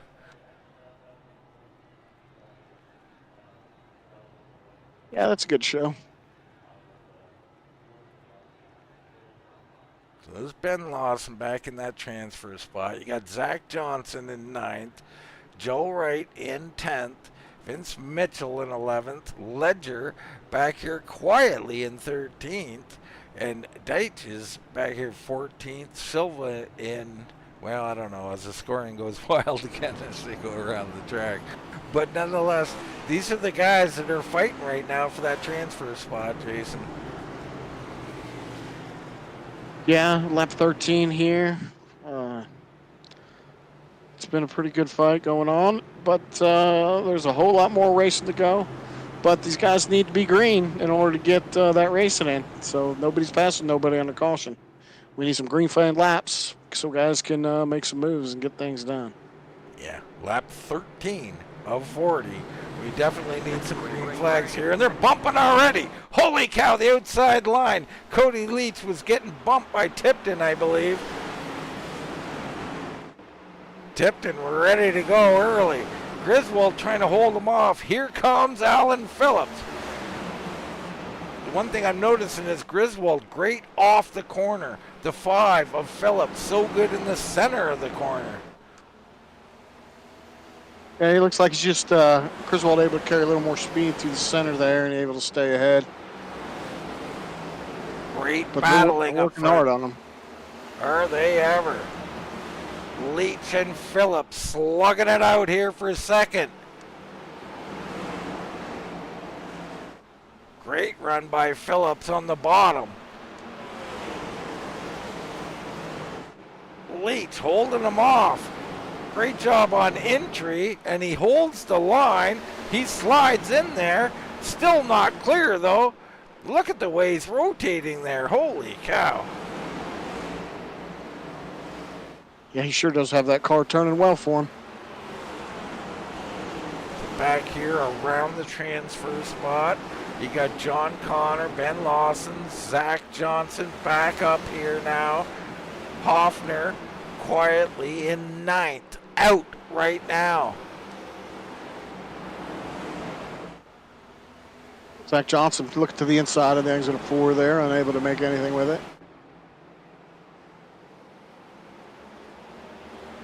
So we get settled in here a little bit. Start racing green here momentarily. Knock on wood. Well, that's really what these guys need. If anybody's got a shot to make moves, now's your chance. Get a couple green flag laps as we hear crunching in the back there. Somebody hit the wall. Get some laps under them and be able to make some moves. Maybe somebody from back can move their way up. There's still quite a bit of time here, coming to 20 to go. Yeah, lots of time. Vince Mitchell still out there, now in 11th. Corey Mott's made his way back to 12th now. Up front, Griswold still leading. Leach and Phillips chasing, still rubbing on each other. Oh, and that's the 5 of Alan Phillips, who was loose there. He falls way back into the clutches of the 69 Caleb Tipton. Yeah, the number 5, Alan Phillips. Wow, that was a great save on the exit of the corner, though. He was plumb sideways, and he saved it. It was good driving there. Wow, it just shows you how quick these cars can go around on you. Zach Johnson on the outside here with John Connor on the inside. And we're under yellow flag conditions once again. Joe Wright involved. Hoffner involved. There is Hoffner. He's a couple cars ahead here. Oh, and it looks like Vince Mitchell just dove in there, dive bomb, and cleaned him out. Holy cow.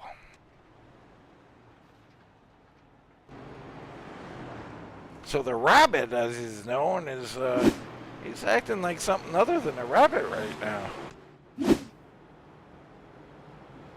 Yeah, just drove it in there deep. Couldn't get it wound up in time.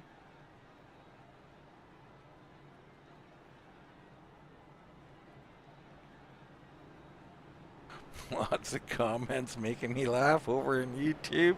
Keep them coming, folks. We'll find one suitable for the air soon enough.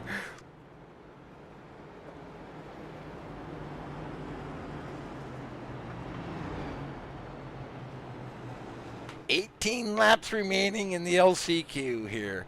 Top 8, right, Jason? Transfer through? Correct, top 8, Dean. So right now you got the number 3 of Ben Lawson occupying the last transfer spot. Right now you got Silva, Corey Mott, Deitch, Gill, Wright, all on pit road. Tommy Carroll down here. I think he might be done. He's several laps down. So a lot of these guys in trouble, but Hoffner and Silva still on the lead lap there. They might be in good shape with new tires. It'll be interesting to see how they make out.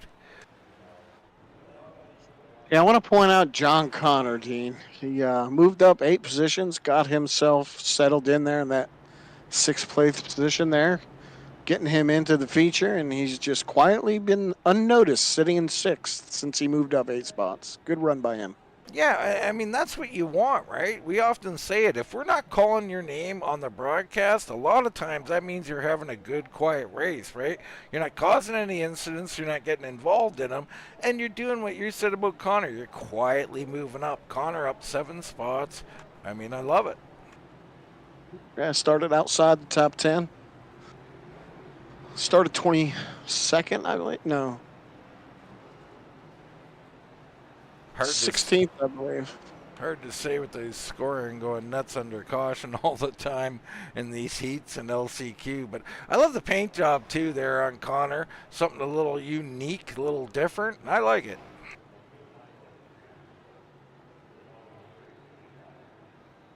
So Griswold continuing to hold them off here. Leach, Phillips, Tipton, Condor, Connor, Lawson, Johnson, Mitchell, and Ledger, your top 10. Pace car off the track. Green flag, green flag. Down and away. Griswold, another good start. This time, Cody Leach. He's going to try and wrap the outside. He's got a head of steam. Leach looking for the lead. What a move by Leach. He powers through. He's got the momentum. Can he complete the pass down here? Griswold trying to hold him off. Good run by Griswold. He does not want to give this up. Wow, Leach though powers off the corner as that outside lane starts to come in. What a race we're having up front. The 69, the Tipton just touched the wall. He'll fade a bit. Oh, and there Leach on the outside loses some grip. Griswold through once again. So Griswold holds off another charge. Tipton and Condor going at it. Now you got Connor coming underneath the Tipton. Close racing here.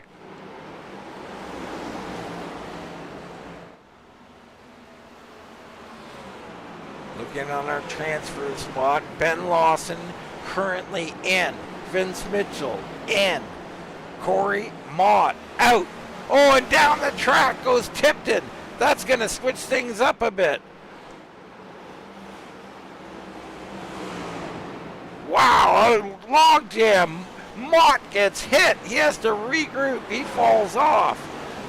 So that's just on the outside looking in is Corey Mott. Meanwhile, Griswold just set the fastest lap of the race. He said, enough messing around. I'm out. And boy, has he checked out, Jason. Yeah, he has. Running some smooth laps there, and looks like older tires may be getting the best of the number 5 at Val Phillips.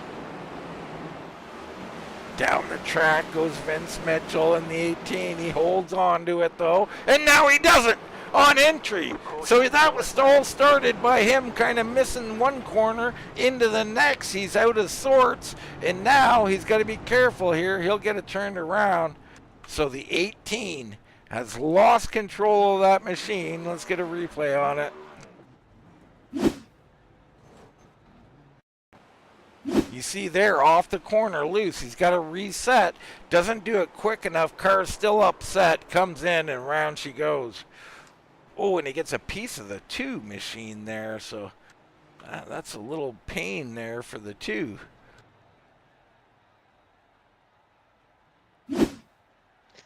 Few cars coming down pit road here, Dean. That might be a pretty smart move. Yeah. I didn't really test tire wear when I ran some laps, so a couple guys get on fresh tires. It'd be interesting to see if they'll be able to do anything with them.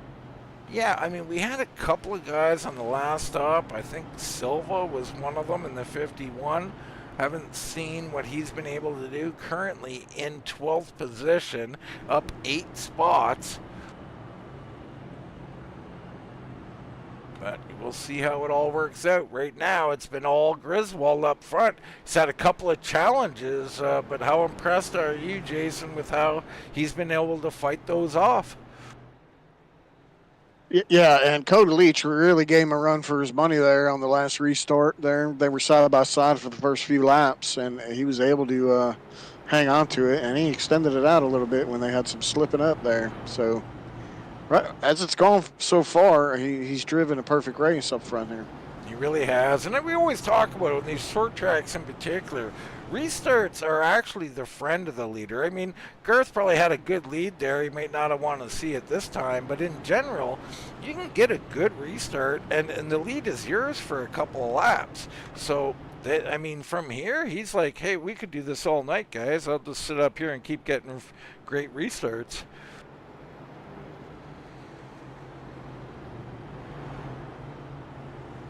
Fortunately, this race doesn't mean crap, because it ain't the feature, so. Well, I mean, the transfer spot does, right? Right, Corey Mott right now sitting in that spot, I believe. I'm showing 8th place Ben Lawson, number 3 car.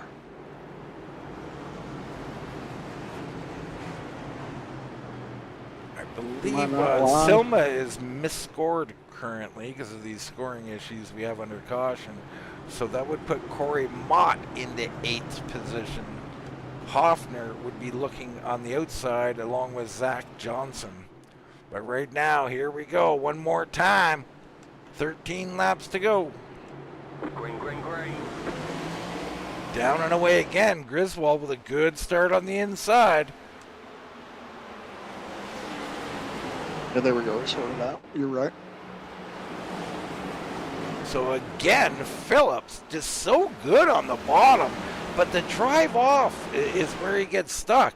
You think he's just looks way faster through the middle set part of the corner, and then on the outside, Cody Leach just comes back around him.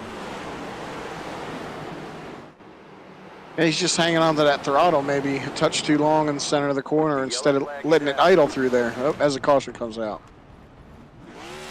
Looks like Thomas Villano involved here as he gets her straightened out.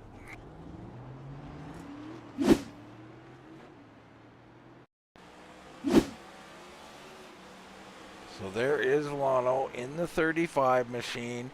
Woo!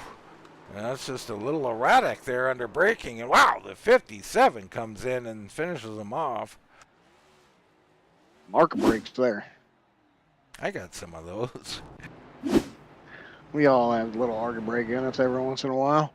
Well, it depends. You know, what I'll say is this, is a lot of guys, you might have been wrecked in a race like this 3 or 4 times, not of your doing. And the next time one happens, you might have just had enough, you know? Your brakes, you might just forget about it and full send. So these things happen out here, especially in a clash, non-points event. You know, I'm sure they'll get it sorted out after maybe a day and a half in the chat of fighting each other, which often occurs, Jason. Yeah, it's all in good fun, though. It is. I mean, some people live for it, to be honest with you. I think they like the bitching in the chat more than they like the racing. Yeah, they sure do. We know a league like that, don't we? I know more than one, Jason, for sure. And I got to tell you, there is a side to it. It's more entertaining. Some leagues that are, you know, excuse me, pardon me type of racing where, you know, you just go green all the time, it can get a little boring. Yeah, all that politeness. It's terrible for racing sometimes. It certainly can be. Right now, it's been all Garth Griswold here in the LCQ. I mean, you know, he's got to be thinking to himself, let's get these last 10 done. I don't want to be out here anymore. I know I said he could keep doing this all night, but at some point he's got to be worried that, you know, Leach, Phillips, Condor, one of these guys come up here and turn him or something, and it would be tragedy.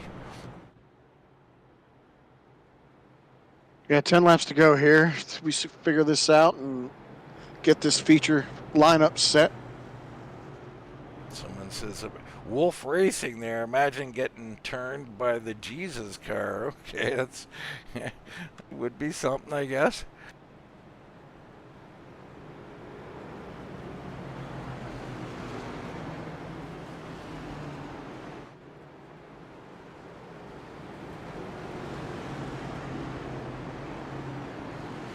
Making a note of those late pit stop guys. We got fresh tires. Fresh tires. Corey Mott, the number 7. Looks like he's a guy on fresh tires. As you were, the number 54 in 7th. Yeah, and that is the aforementioned car. He gets us car. Of course, we've seen some of those ads on the old NFL Network. Here we go. Garth Griswold, another decent start. Leach and Phillips resume their battle. Behind them, all kinds of battling going on. 10 to go. Back at the transfer spot, it is Corey Mott. Zach Johnson down on the inside looking for a room.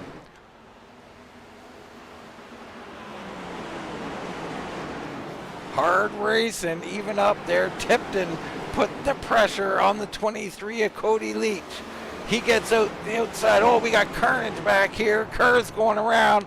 There goes the 3 of Ben Lawson. We stay green somehow. Holy cow. That's Condor, I believe, who was just sideways, but he files into 5th. Johnson now into 6th. Mott 7th. Vince Mitchell, the Rabbit, now into 8th in the transfer spot. Here comes Hoffner on the Apple machine, trying to sling it around the outside as a bumper goes flying by. People are throwing parts at people out here now. Bumpers. Oh, and Hoffner gets loose. That's going to put him back here. So it's Mitchell out. Now he's back in as Joe Wright goes up the track. So Wright had the spot momentarily. Now he's lost it. 6 to go. Garth Griswold separating himself. Phillips, Tipton, Leach, Condor, Johnson, all pretty secure. Corey Mott in 7th. Vince Mitchell in 8th, starting to struggle as Joe Wright and Mason Hoffner come in to try and steal this spot away. Yeah, Vince Mitchell looking kind of vulnerable here. He's pushing up quite a bit through the corner, Dean. Yeah, that car's beat up. Could be ill handling there again, pushing up the track. Here comes Joe Wright. The 37, right to the bumper now. He darts to the inside, looking for the transfer spot. And we're under yellow flag conditions here. Volano down on the grass. He'll go to the garage. So 4 laps remaining. Commentator's curse got one, Dane. Oh, we can do better than that, Jason. We'll get a few yet. Yeah, John Connor was involved in that mix-up when that caution had come out. Went from quietly being in 6th place, dropped all the way back to 16th. Wow. The 35 of Volano just got a little bit loose, overcorrected, and snapped into the wall all alone, Jason. Crazy stuff.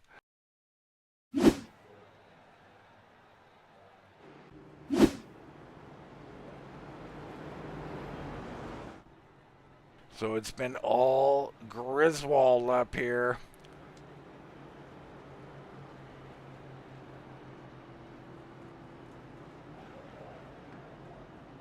The band of brothers riding out front. Alan Phillips also been looking good tonight. He's got that Wii machine on there. I like it. Unique paint job. Wii Resort. I can picture Jason playing that all day. No comment from Jason Martin here. Jet puff machine. Sorry. I didn't cue my mic up there. Sorry. Didn't go off. I'm having technical difficulties, but we're all right. All right. Not sure what that paint job from Tipton is here. Jet puffed. I don't know. Marshmallow, Dave. It's American marshmallows. I guess you ain't got them Canada. Yeah, well, I wouldn't know if we did, to be honest with you, but I like it. I love all these paint jobs. They're really looking sharp. Of course, the McDonald's machine. Need some French fries up here immediately. And the beautiful Honda machine, kind of a classic look to it there, that logo. I don't like the Honda, Dave. I don't like it. You don't like it? Well, what don't you like about it? I mean, it's a good paint job. I just don't like the Honda. That's fair. I mean, you know, to each their own, so to speak. Zach Johnson in 6th right now. Corey Mott 7th. Vince Mitchell with that banged up machine sitting in the transfer spot. It's Joe Wright, Mason Hoffner, Ray Gill, and Jonathan Ledger. A couple of guys we haven't touched on tonight at all. They're in this thing. Yeah, I'll tell you, I'm not sure that Vince Mitchell is going to be able to hold on to this position, Dean, as we're piled up, getting double file and getting ready to take the green flag here for these last 3 laps. Yeah, it's going to be a handful for him, and we've seen that he's had a tendency to push up in the corner. If he does that, of course people are going to cram it in there underneath. There's only 4 to go. Anything goes at this point. Yeah, if they've seen that behind him, they're going to be salivating the mouth right here. Green flag, Green flag down and away. Again, Griswold, decent start on the outside. Tipton right there. Here comes Alan Phillips again. Tipton rocking the outside. Oh, he got a little stuck in the middle of the corner. That allows Phillips to get up here and try to battle for the lead. Can't get there, though. Cody Leach doing a nice job. Condor's in there. Mitchell still holding on to the transfer spot. Right behind him, right on his bumper now is Hoffner. Can't get there on this carnage. Oh no, that's Phillips. Can't get a lock on him here. Alan Phillips out of sorts here. Wow. Wow. I can't believe those guys up there and that racing each other so hard. He did it by himself there, loose in the center, loose off, and all that checking up just got himself wrecked. So that's a unforced error there from Phillips, and he goes from in to out. Yeah, wow. That's so. I'm sure he's disappointed in that so late in the qualifier here to take yourself out. I mean, I'm sure he's not happy.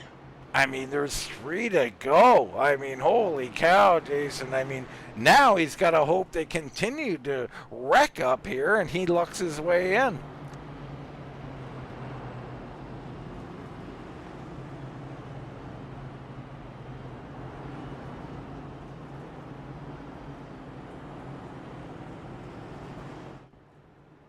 Still lots going on over in the chat.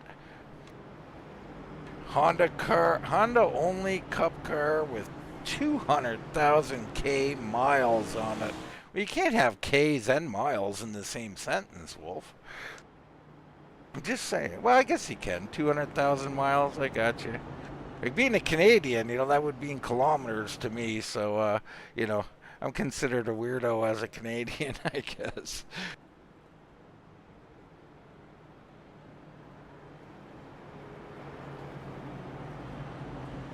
Boys re-racking them. 2 to go. Anything goes. This 2 could end up being about 20 the way I see it here, Jason. Yeah, it's been a rough one, Dean. It's been a rough one. These guys have been battling hard.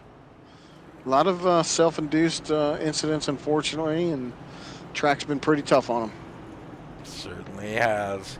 Joe Wright on the outside looking in that 37 machine. Can he get it done?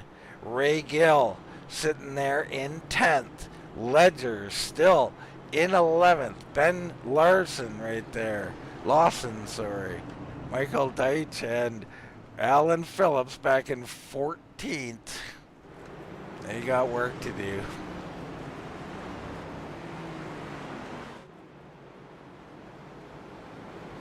Yeah, these guys in the back, unfortunately. Probably not much that's going to be able to happen for them. Well, I wouldn't count them out. The way these guys are racing, there's liable to be a 3 or 4 car pileup, and one of them might slip on through. Right now, listed as 3 to go. It'll be 2 to go at the line. Griswold, Tipton, Leach, and Condor. Vince Mitchell holding the transfer spot. Oh, and tapping early there as Griswold holds him a little extra. That bottlenecks the inside lane just a little bit. Mitchell up high, trying to hold on to that 8th spot. Right now he's in 7th. Gill has moved up to 8th somehow. Oh, no, and the 3 full send. Ben Lawson comes in, full sends it, trying to get in there into the transfer spot. And now he's contacted by Hoffner. Oh my goodness, final lap. Tipton somehow has taken the lead. What has happened to Griswold? I don't know. So it's Tipton, Leach, Condor, Johnson. Holy smokes, what has happened out here? Caleb Tipton gonna win this thing. Transfer spot gonna be Ray Gill, the last guy. Griswold on the outside looking in.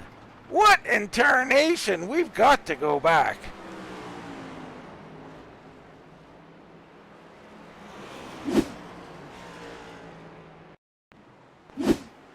So there's Griswold. He's in the lead. Underneath on the 69 of Tipton. They go down into the... And we transferred sessions, so the replay was killed. My apologies, folks. We will never know what happened in that incident, but heartbreak for Garth Griswold. My goodness. Yeah, what was that, the 69, Dean, that he was racing with? Yes, it was a 69 up there racing. Yeah. Well, he was able to get inside to him there. I still have the replay, and Griswold just wasn't clear, and he just came down a little too much, and and he had a car inside. Was not clear. All right, well, right now, let's go to a few commercials here. When we come back, the main event, the feature, will begin. Hey, you know that guy who just before the green flag keys up his mic and asks, "Anybody got a setup?" Well, this is him. This is Adam, and hey, Adam needs some help. On the other hand, this guy over here, this is Steve. Steve is a solid racer and he knows his way around the garage. Steve's problem is time. With a job and a family, he can't find enough time to build competitive setups and to race as often as he likes. But as luck would have it, Steve knows a secret. He lets the Majors Garage crew chiefs do the setup work so he can focus on the racing. At majorsgarage.com, Steve can get setups for over 60 cars on the iRacing service. So no matter what series he wants to jump into, he is covered. Somebody, anybody, really should tell Adam. See you at the garage. Are you ready to take your sim racing to the next level? If so, VRS is the answer you've been looking for.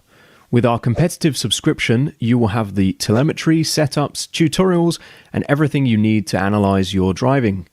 Our data packs and the ability to compare your driving with the best in the world will show you exactly where to adjust your inputs, change your driving line, and shave seconds off your lap times.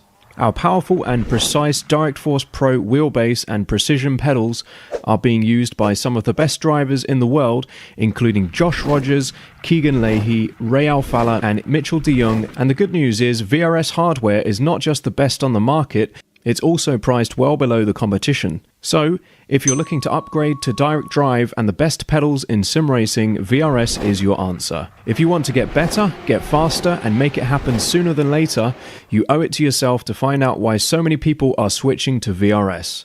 You'll be so glad you did. Get the VRS Direct Force Pro today.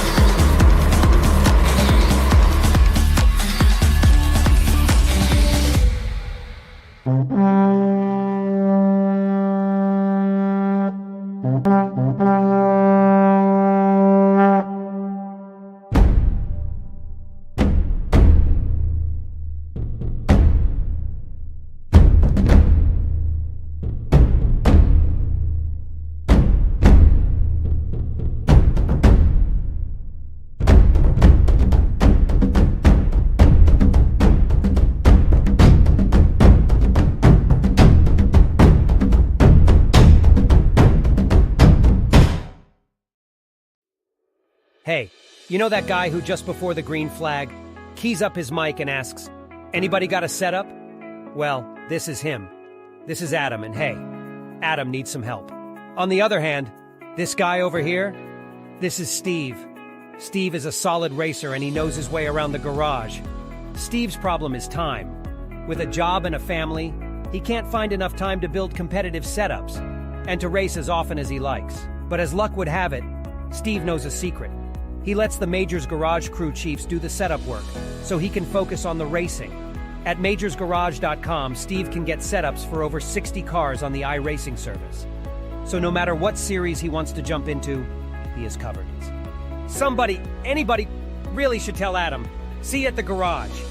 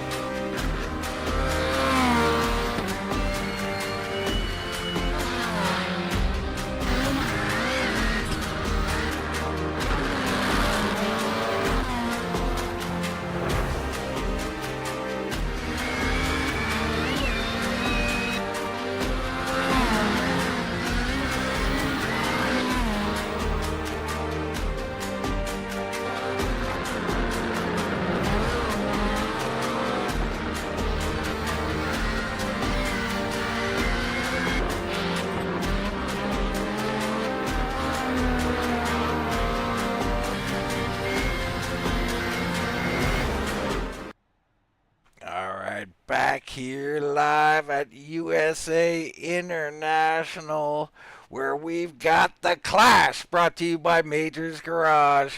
It's been interesting here tonight, very feisty, I would say, Jason, and now we turn our attention to the feature event.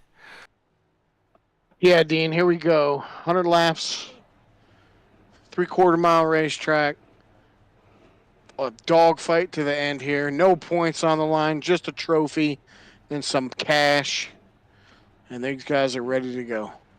Well, I personally love the trophies. I want them. Let's look at tonight's starting grid.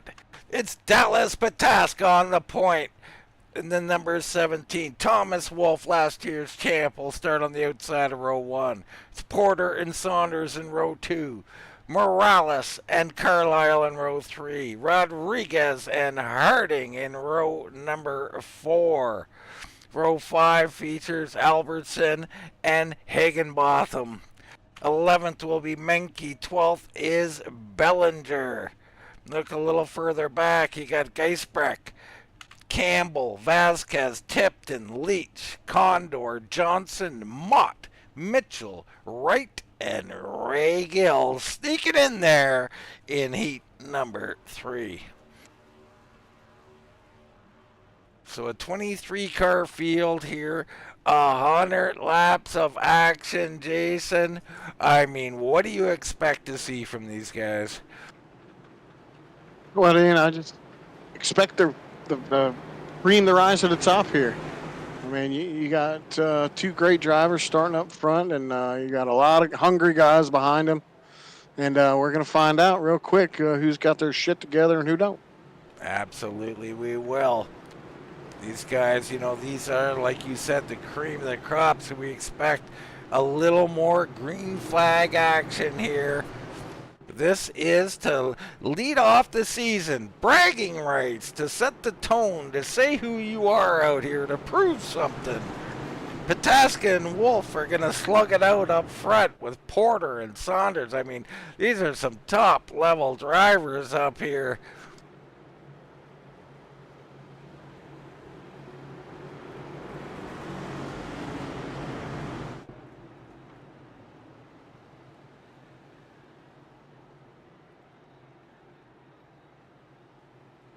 Bit of quiet coming over the track as everybody's heart rate goes up a little bit. You got to try and calm yourself down. Get ready to settle in for this feature. 1 set of tires. There will be a caution on lap 50, so that'll be interesting to see how that plays out. Pace car off the track. Pataska leads him down. Green flag, green flag. Green flag down and away. Even start up front, and they're wrecking already. Holy cow! Massive. The 2 front guys wreck. Unbelievable.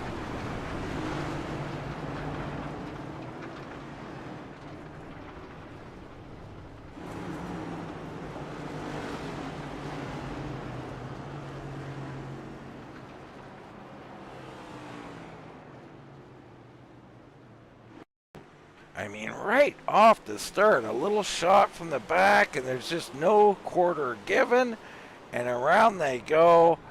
It seemed like a nothing incident, to be honest with you. You see the log jam there. Good job of braking by everybody, staying off of each other. We'll re-rack them and try again.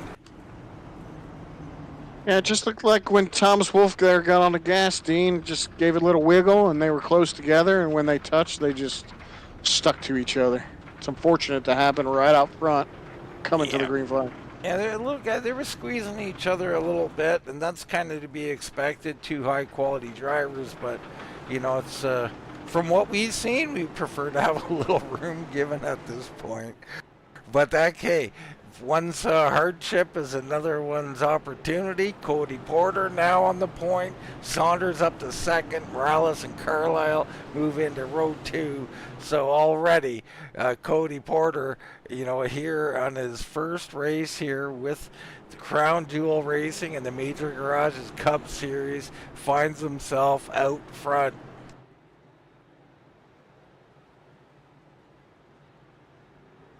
Harding Walker on pit road.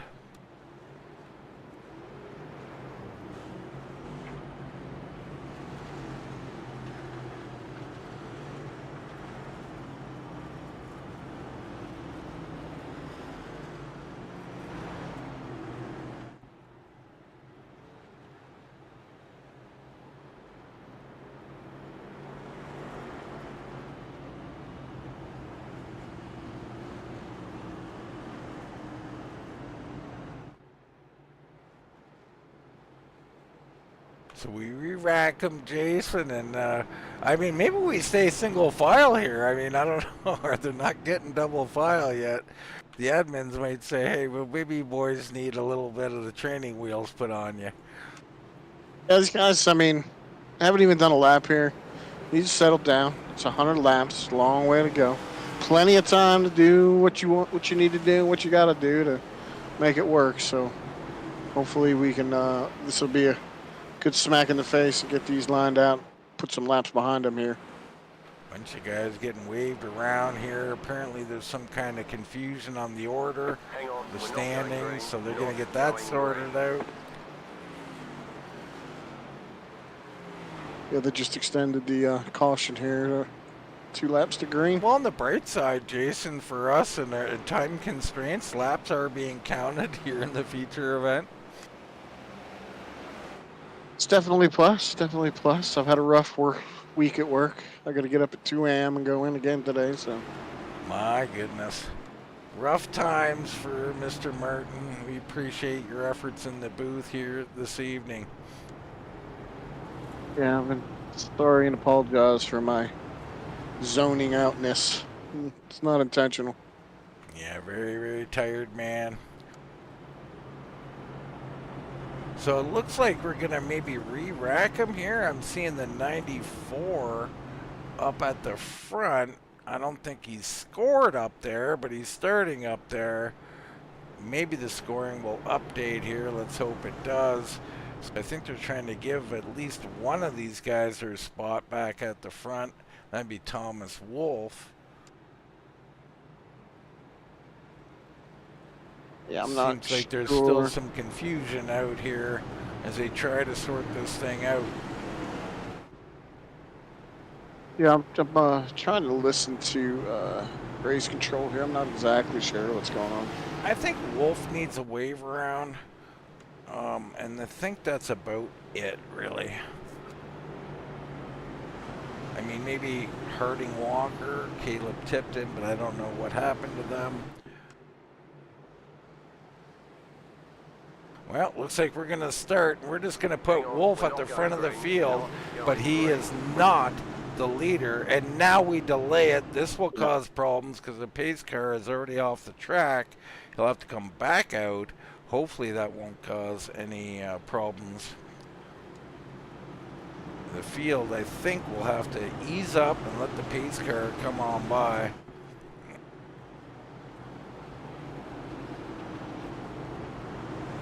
I mean, week one, these things happen. Jason, the key to these situations is get it right, right? I mean, so if we have to delay a lap or two, let's get everything right. Let's get it started right. Yeah, exactly. That's why they have the clash. That's why they do it. You know, TV gets a chance to get it right. We get a chance to get it right.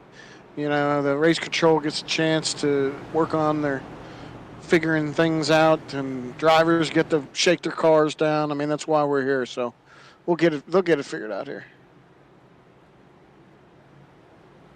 It looks like they got it now. They're waving around those guys, getting back around here.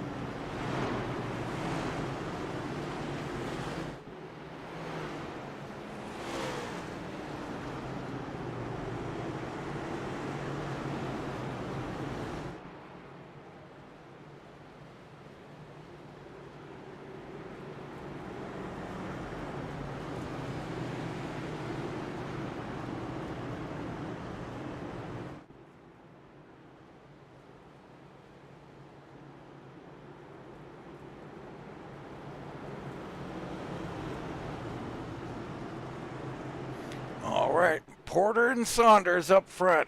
Rodriguez and Morales in row 2. Albertson and Carlile in row 3. Pataska and Menke in row number 4. Higginbotham and Geisbrecht will be in the top 10.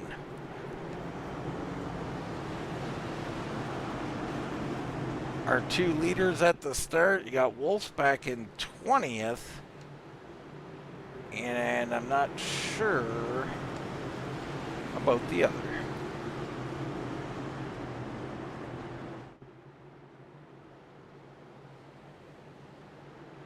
Pace car off the track. Here we go. The Clash back to green flag racing.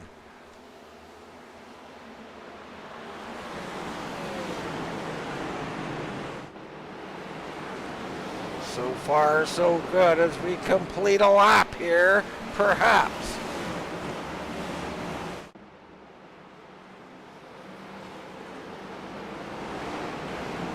Log jams all through the back half of the field. Cody Porter just set the best lap of the race. Up front, Porter starting to clear out just a little bit. Saunders in second, Morales third, Rodriguez, Menke being hounded by Cameron Albertson, and he makes a move on the outside. Way up high, someone was up near the wall there. I think that was Morales. Ooh, we got a wreck in the back, spinner in the back. Looks like Wolf involved again, so Wolf and Condor perhaps coming together.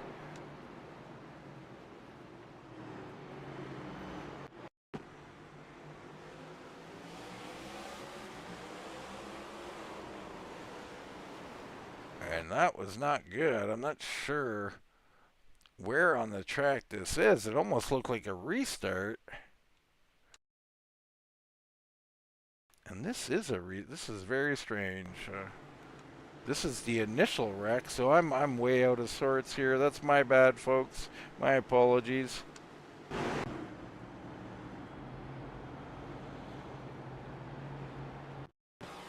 Here's a look at the latest wreck. There's Wolf, middle of your screen.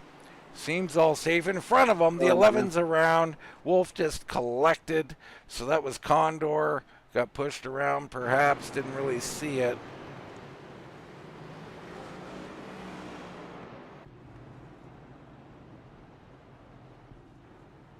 It looks like it happened in front of Wolf. The 11 just got loose.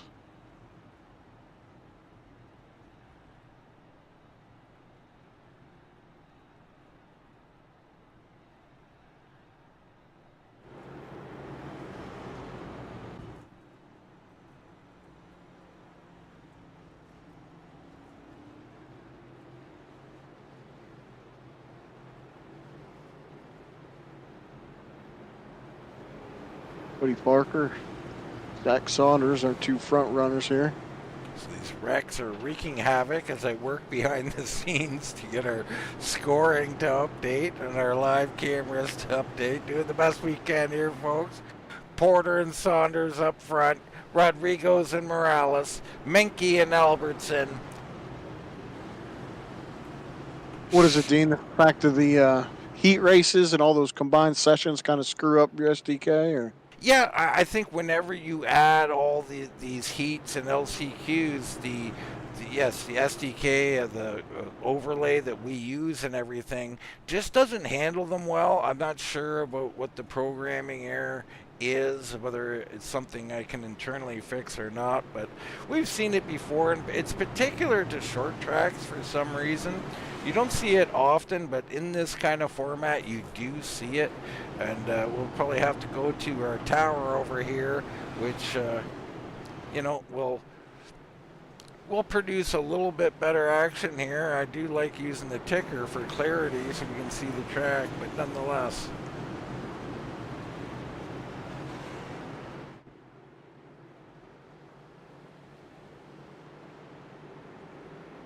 Here we go. Porter leads him down to the green flag. So great jump by him. Behind him, everybody takes to battle, and right away, side-by-side action throughout the field. The front, Saunders sets sail and starts to chase Porter. Morales way up the track again. He's been doing that all night long.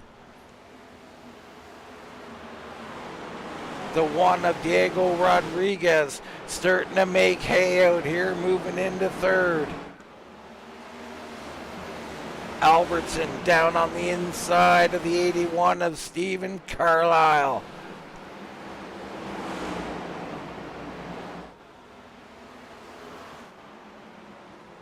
Good battling going on here. Lap 20 of 100. Pataska trying to battle back. He is currently in 8th position in that 17 machine. He's a little bottled up here, nowhere to go. He gets a great run through the center, but he's got nowhere to put the car. Up front, Porter still holding off Saunders.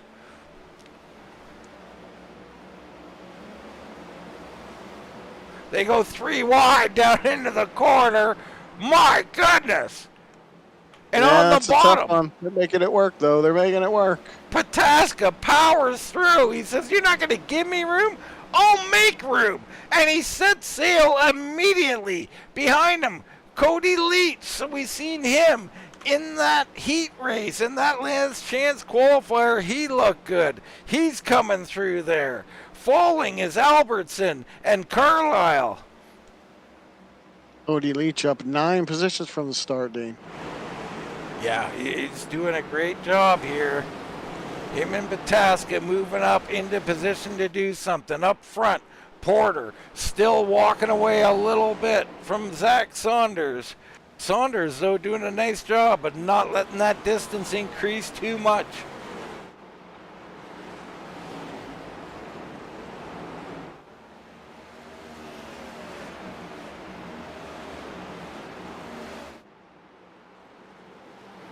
There's Diego Rodriguez sitting in 3rd. He's looking solid. I like the way he's running. Looks like he's managing that machine quite well. And now you see Morales hugging the bottom line. That's good to see. He's been trying that high line. I'm not sure it was working out for him. There's Menke and now Pataska. Right up into the conversation he comes.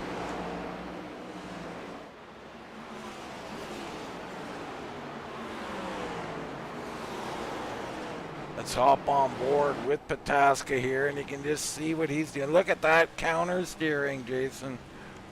Oh, yeah. Way loose off the exit of 2 there. Good cut down to the yellow line. Gets a good drive off.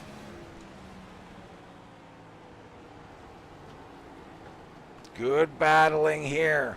Caution. And we got a caution out on the track. Looks like Tipton. And that car looks like it may be done.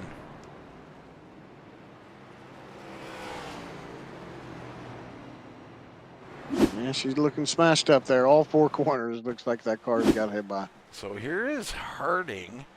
This is Harding Walker. Something probably happened in front. No, it is him. And there's Tipton. Not sure how Tipton got so wrecked.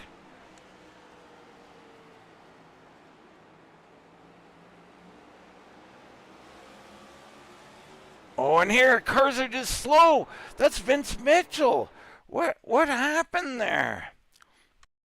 They were like stopped on the track there. So we go up to Vince Mitchell. He come out of the corner. Oh, and contact in front of him. Good job of braking, actually, but he so much that the 69 of Tipton just nothing he could really do. Tragedy ensues. Yeah, it's unfortunate for those guys. Very tight race in there. So we'll re-rack him here. Just shows how much you got to be on your game. You got to be on top of that steering wheel at all times, paying attention to what's going on in your surroundings and trying to keep your nose clean. So we had Morales, I think Condor, Walker, Mitchell, Johnson, all on pit road, getting work done, getting tires here, and around lap 30. Yes, it is lap 30. So very interesting here. These guys going to try and get something done with some rubber here, Jason. Yeah, halfway to the as you were. 20 laps to the halfway point for the halftime break here. Caution. Getting tires early now. I don't know. They're going to gain some track position on that, but if everybody comes in for tires, then they're going to have 20 lap older tires because they only get one set, Dean. Only got one set of tires. Yeah, it's interesting, right? You got to assume everybody's coming down on lap 50 under that caution. But you know, these guys that come in now, they're not gonna be able to even, but they will get track position. I like the call. Like, let's do something different out here. Let's try something. And as we've seen all night, really, thinking about the heat races and the last chance qualifier, it's been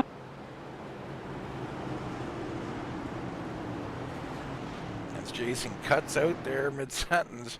Yeah, Garth Yeah, Griswold out here in the chat, and he wants to watch the broadcast anyways. I don't blame you, Garth. This is always the best part of the race, up here in the booth. Yeah, sorry. You know, we haven't seen really any big movers, so it'll be interesting to see. Green flag, green flag. Here we go. Porter leads him down. Great start by him. He clears the outside. Behind him, they take to battling. Already, Pataska is up here into fifth, trying to fight with Rodriguez and Menke. Again, he gets trapped by side-by-side action. Behind him, all kinds of things going on. Belanger has moved up into 8th. Cody Leach up 10 spots now into 7th. So all kinds of fighting going on out here. And again now, oh, Pataska was going to go 3 wide, but contact in front of him made him check up. I thought they were going to head into the corner one more time, 3 wide. And there they are back here 3 wide. My goodness, you can't go 3 wide with these cars, or can you, Jason? Well, they certainly seem to be proving you wrong, Dan, because they're doing it, making it work. They're making it work, no doubt. Outside lane was pretty cautious there. I give them credit, trying to stop everybody from wrecking each other. Up front, Porter still doing great. Saunders second, Menke in third now. Pataska has cleared into 4th. Rodriguez back to 5th. Carlile 6th. Leach in 7th. Belanger in 8th with Albertson and Campbell now inside the top 10. Oh, and in front of them, they're into the wall. Back into the wall. Holy smokes. That's Belanger touching the wall a couple of times. Well, that was a hard hit, too, Dean. You know, he's got to probably picked up a little damage on that right front. He was, but he's an alien, you know, so you never know, right? Might be all right. Just get the old laser out.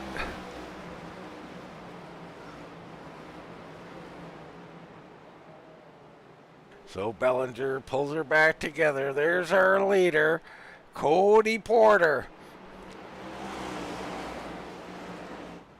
Looks like something went on with Stuart Harding Walker.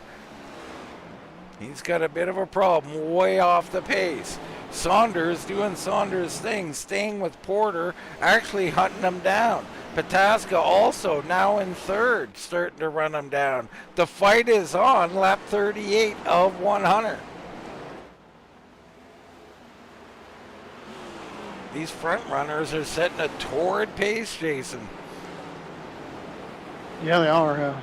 Pataska able to work his way up there to top 3, and the guy on the move here is Cody Leach, who's moved all the way up into that 7th position. And there is Cody Leach in that 23 machine, working around him, Cameron Albertson, trying to get something done. The other guy I've been watching here, Dean, is the 66 Ray Gill, who's up 12 spots, currently in 11th. He's made quite a move up through the field. Those are really the biggest movers right there. There is Ray Gill. Got the Cobra on the back there.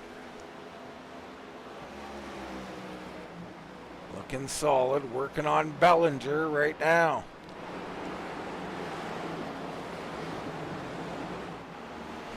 Nathaniel Campbell bringing that South Park machine up. He's now in 9th, starting to fight with Leach. As we come closer to the break here, Porter still leading, Saunders and Pataska closing. There's Menke quietly in 4th with Rodriguez right there with him.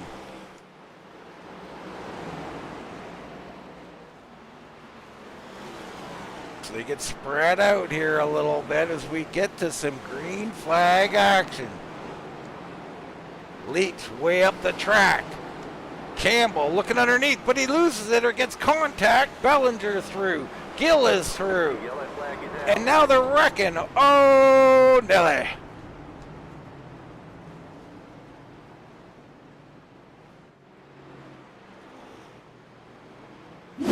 6 laps away from the halfway point. I wonder if they're going to just call it right here, Dane.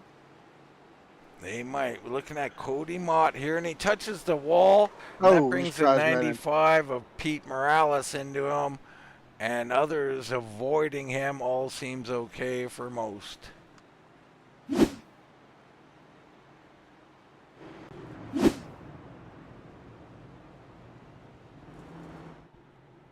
So we see here now, like you said, limited laps, 5 more laps, 6 more laps here to that 50 lap marker.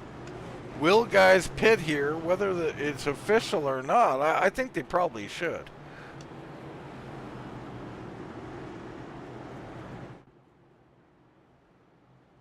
No indication right now of anybody coming on to pit road. There are a few cars down there. You got Harding Walker, Vasquez, Tipton, Johnson, Mott, and Mitchell. Well, that's Thomas Wolfe right there. And there go our leaders by, so they're refusing to pit. Yeah, not sure. I haven't been able to pick it up in race control, Dean, when they were talking about it. I think they're going to let it go green, let it go a couple laps, and then call it. All right. Gaisbrecht on pit road. Condors on pit road. A couple of teammates there getting some tires. That's another good move here, Dean, because, you know, a lot of other guys are going to be pitting at that halfway point. So Yeah, I don't understand the call not to pit here and wait 3 or 4 laps. Is that not, you know, you're going to have several cars, maybe 10, 15 cars in front of you potentially. Isn't that going to be a little problematic for them, Jason? I think so. I'm not really sure. I'm not really sure the exact call. I'm just assuming from the chatting that was going on. I didn't hear exactly what the decision was and why. But it certainly appears that that's what they're doing. Guys out here warming up their tires. Or it looks like we're having lane choice here by the looks of it. We're not informed of any lane choice, but that's what it looked like they were doing here, Jason. Yeah, I think they do the choose rule. So very interesting there. We'll have to catch that in the future.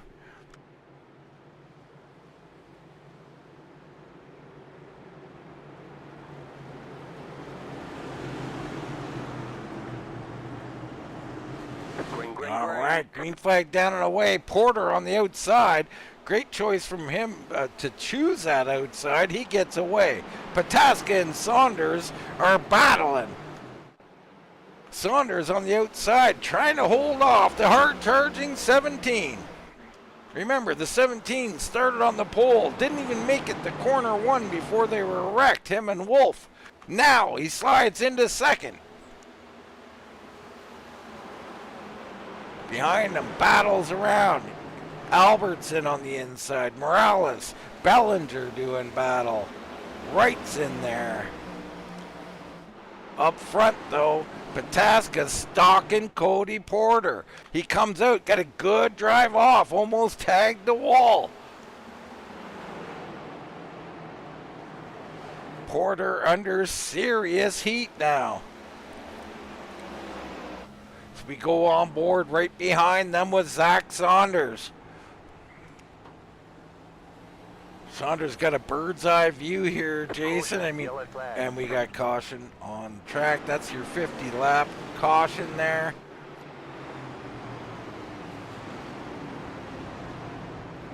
We got some good racing to look forward to here. The guys are coming up. Porter, Pataska, Saunders, all looking racy.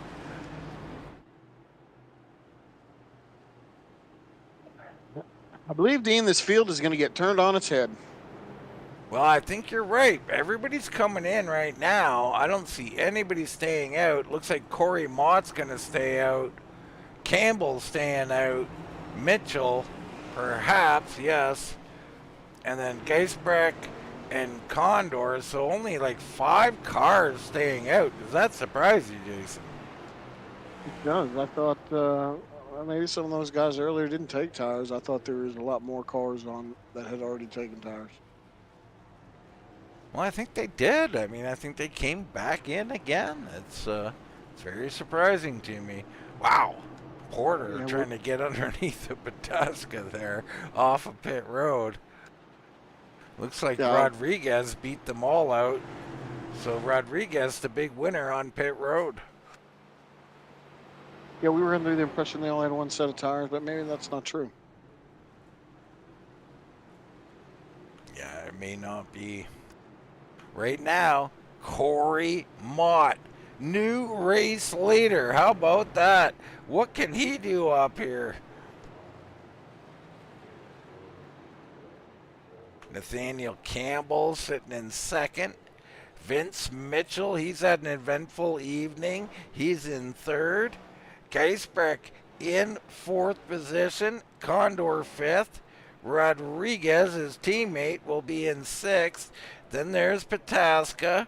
There's Porter. So Pataska beats Porter off of pit road. That's huge as well. Albertson and Saunders, your top 10.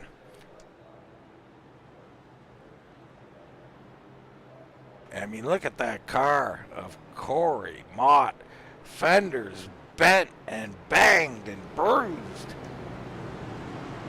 That's how the car is supposed to look, Dean. It's racing for trophies, man. Racing for trophies. Absolutely.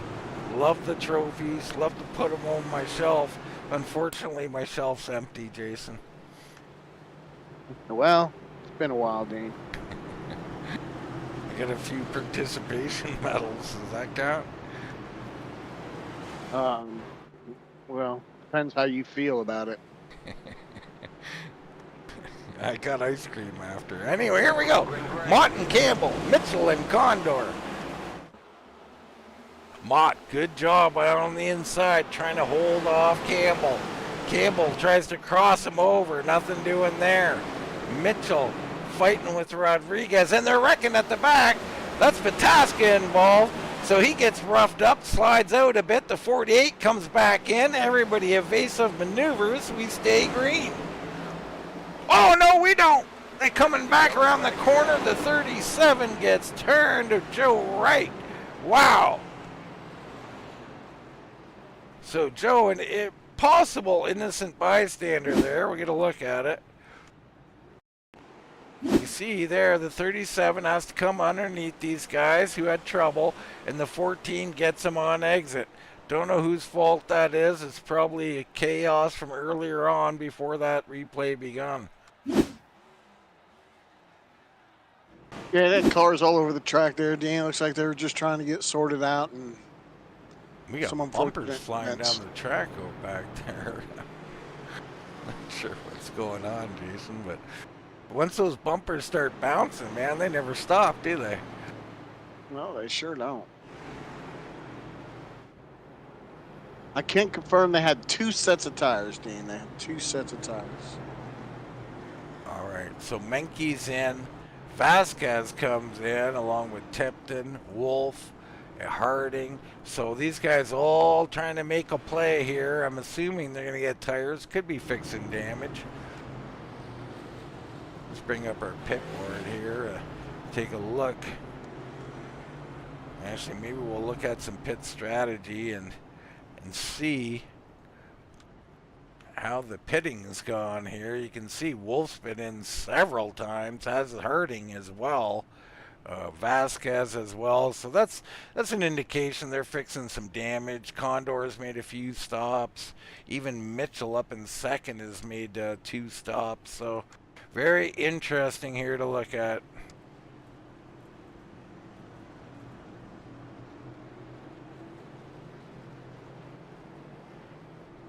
Corey Mott out front, leading this thing. We're getting down to it.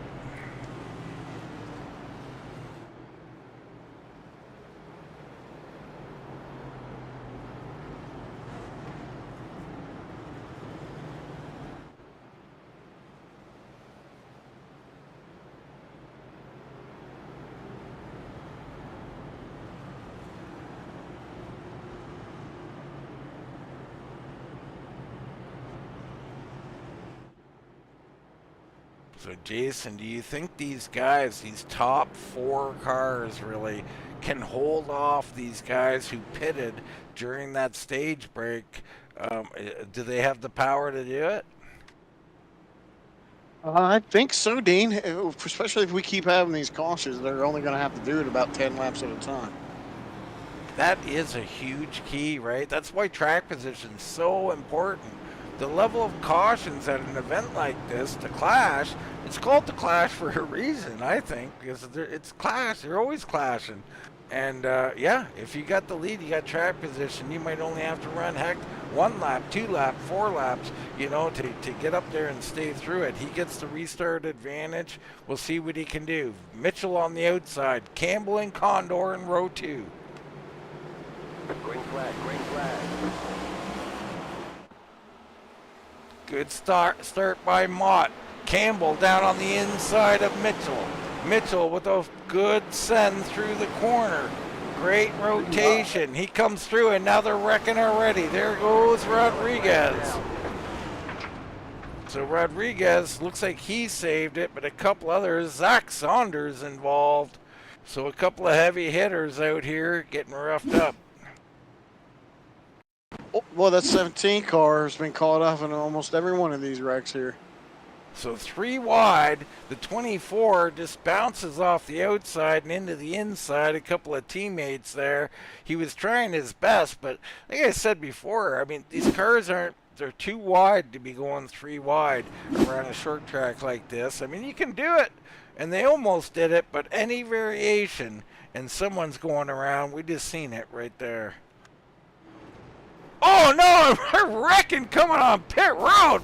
My goodness, Vasquez couldn't make it past the barrels. The 6 of Menke runs into him. They're upside down.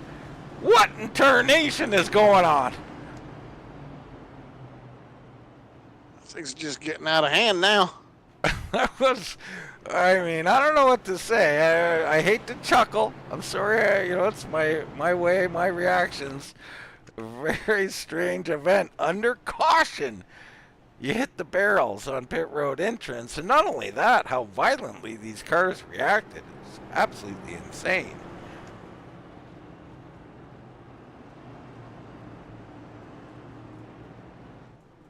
What's going on over in YouTube land? Oh, Garth with the free beer. How about that, Jason? I'm all in. Pass me one. I'm going to need 2, Garth, I'm afraid. Maybe a pitcher. Bring a pitcher up to the booth. Diego on pit road. Zach Johnson in here getting service. Menke, Vasquez, Porter. Porter looks like he's done for the night. Several of these guys. Well, I don't know. Our scoring has gone a little crazy again. But yeah, Porter done. Menke and Vasquez probably done. And Zach Johnson is one guy who's still on the lead lap. He'll come out in 19th position.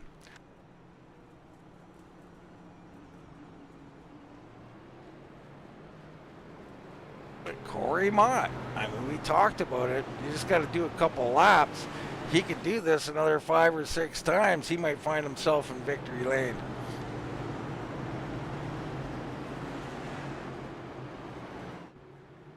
Now he takes the outside. Mitchell goes to the inside. Those laps are counting down.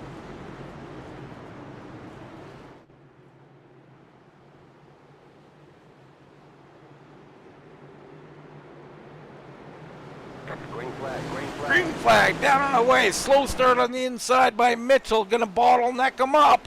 Away goes Mott. On the high side, that's the 23 up there. Cody Leach got all kinds of trouble. The 95 up on the outside. Morales trying to wrap it around and get a run. He's liked going up there. Put no fresh tires to work up there on the outside there. Campbell, oh, he comes down off the corner into the 81 of Carlile. Carnage ensues. And there we go. Now on lap 68. Mott continues to be your race leader.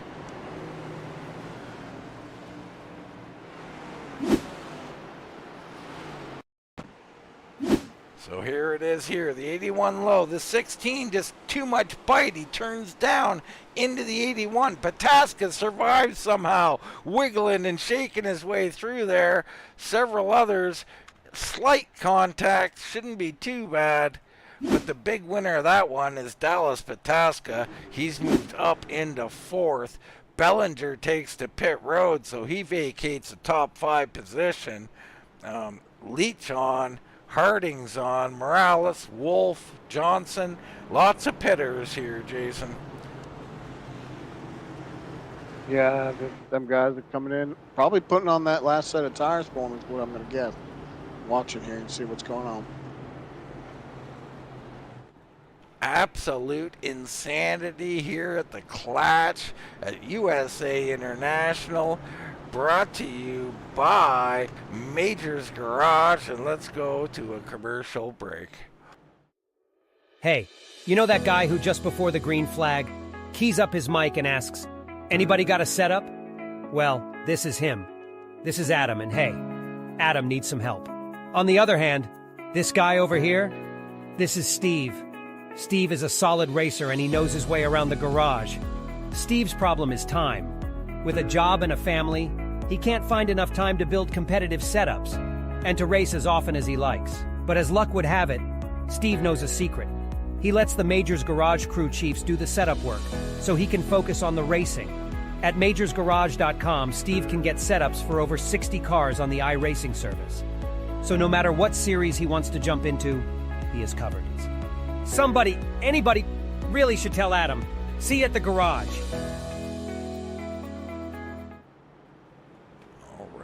Major's Garage sponsoring this series. Go check them out for your setup needs. Get yourself a free base setup as well so you can go and try and work on it yourself and improve it. Corey Mott out here leading this thing. I'm loving it. Car's a little beat up. That's what it should look like after a clash. On the inside, the Rabbit, Vince Mitchell. He's been clinging on to second place here. And he said he's been an up and down night, but look at him. He's sitting here in second, Jason. He is. He had a rough time in the last chance qualifier, but was able to make his way into the field. And look at him now. He's up there on the front row. And like I said, the big winner of that wreck, Pataska and Condor, there in second and third now. They're going to be up here contending for this race win. Green flag, green flag. Green flag drops again. Mitchell slow on the inside. Bottlenecks that inside lane. It allows Condor to slip around, but no. Mitchell back on the inside. Fires through the corner. He wants that second back and he'll hold on. Here comes Pataska. Pataska underneath. Now he's got the position, looking to get past Condor.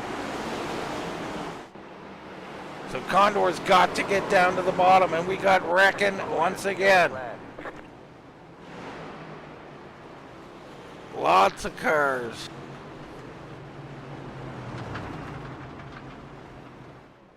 Joe right there, he's looking pretty beat up. Looks like Campbell's involved, Leach involved.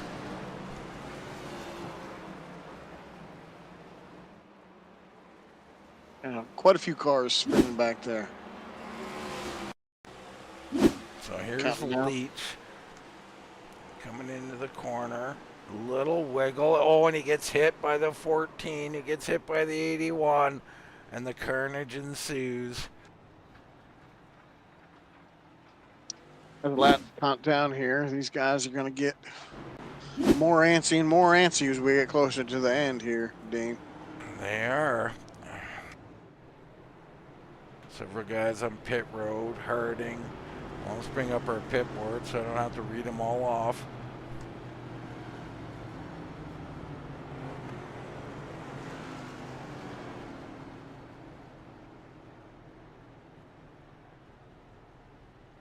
Like a few guys got tires still getting them slapped on.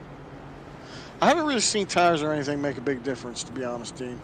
And they normally don't in these short tracks, but I'm used to seeing on the short tracks, you know, the super late models or something to that effect, and the tires really not of any importance. Generally speaking, of course they have some importance, but track position's king. I think Corey Mott's been proving that with Mitchell as well. These guys continue to ride up front, and I mean, we've seen there are other guys who potentially in the first part of the race showed that, you know, they were faster or possibly faster, but track position's king, Jason. Yeah, it is, and you know it's surprising that that they don't, but that's kind of how the trend goes. And with all these cautions, especially those guys up front, they're saving their tires and not having to work as hard as those guys in back too. So.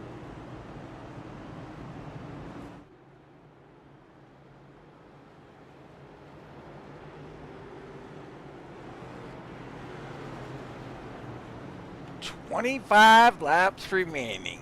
Martin, Mitchell, Pataska, Condor, Geisbrecht, and Gill." Someone you brought up, Gill, been very quiet this evening. That's a good thing. Not involved in much anything. And you look at his car, I'm not seeing any marks on that car, Jason. Nope, looks clean. Looks very clean. Looks like there's some room for some more sponsorship if anybody's out there and wants to slap a sticker on there. I think I'd like to put a sticker on there. I'd know at least it'd make it through the race. Gill doing a nice job. Geisbrecht, Saunders, Carlile, Tipton, Albertson in the top 10. Pace car darts off the track. Mott again from the high side. And again, good start. This time a little better down on the inside from Mitchell. And Mitchell having connection issues. That's never good. He's blinking in and out. On the high side, Pataska looking to take second away from Mitchell. Mitchell sends it in deep, pushes him up the track, and cuts down. That's a good move for Mitchell. A little aggressive, but he's trying to hold off the hard-charging Dallas Pataska. Yeah, that was a great move. Good to see. Good hard racing there. Staying off each other. Guys are doing a good job up front there.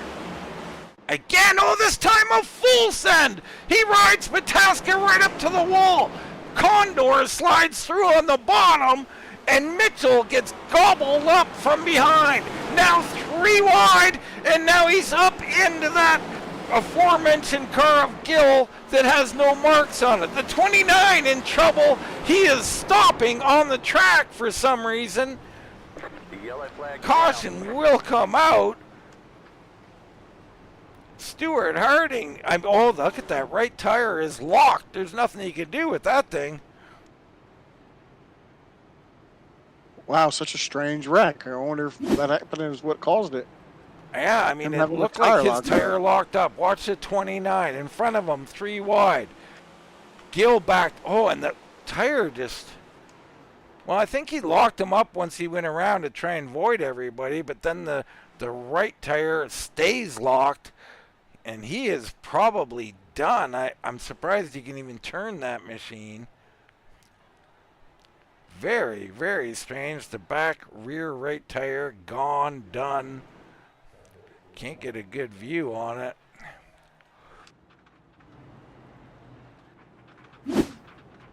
Nonetheless, we re-rack him again. 19 to go. Oh, that's a broke toe link, Dean. He broke a toe link. The tire's shoved up in the fender well. All right, there we go. Information coming from Mr. Jason Martin there. And now you got Pataska in third, Saunders in fourth. Watch out for those two. But Mott has been out here holding them all off, with Condor now slipping into second. These guys up 19 and 16 spots respectively with 18 to go.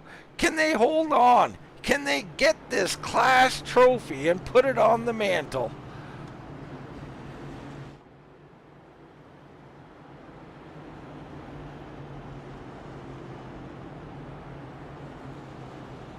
Adam Tipton out there. Inconceivable. He's throwing at me. I like it. We'll work it in.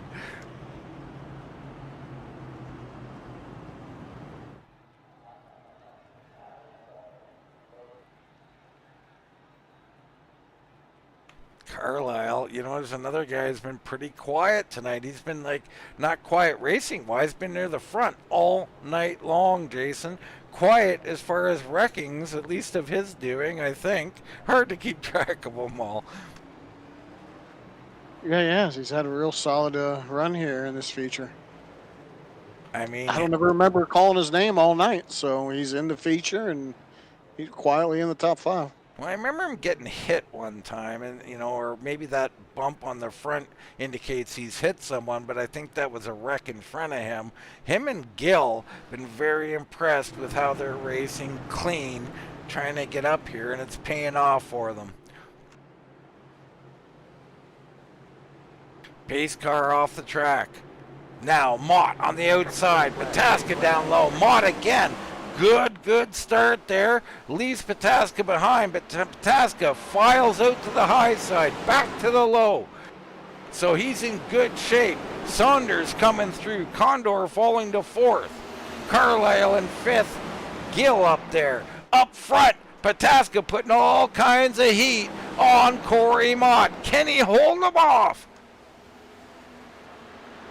Down to the inside. Mott should have closed that door. He didn't, but he got a great run. No, he's going to drive it into the wall. Oh, and he's lost control. Pataska through. Saunders through. Mott gathers it up. Great job of holding that thing together. Behind these guys, all kinds of side-by-side action.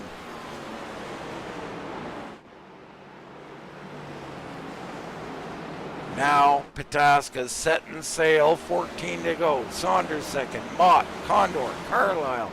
Carlile working on Condor. Great corner there. Carlile rocking the bottom. Hard to get the drive off the corner. He's trying to get this pass done. He will, so he clears him. Put Carlile into 4th. Gill comes in out of nowhere. A little shot to the bumper of Condor. Condor loose off the corner. There goes Gill, down to the bottom. Door closed. No, he's going to open it anyway.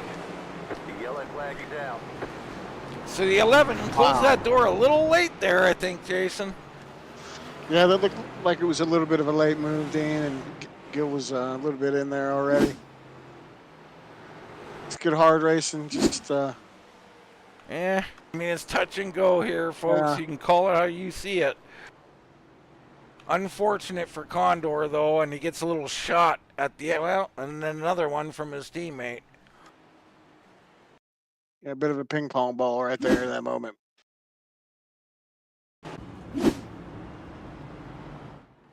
So the 17, your pole sitter, back up front. Dallas Pataska. Zack Saunders now into 2nd. He's up 2 spots. Corey Mott up 17. Carlile's up 2. Gill's up 18. Geisbrick up 7. Belanger up 5. Joe Wright has picked up 14 spots. How about Joe Wright in this Krispy Kreme machine? I could use a donut right now. I could use a dozen donuts right now.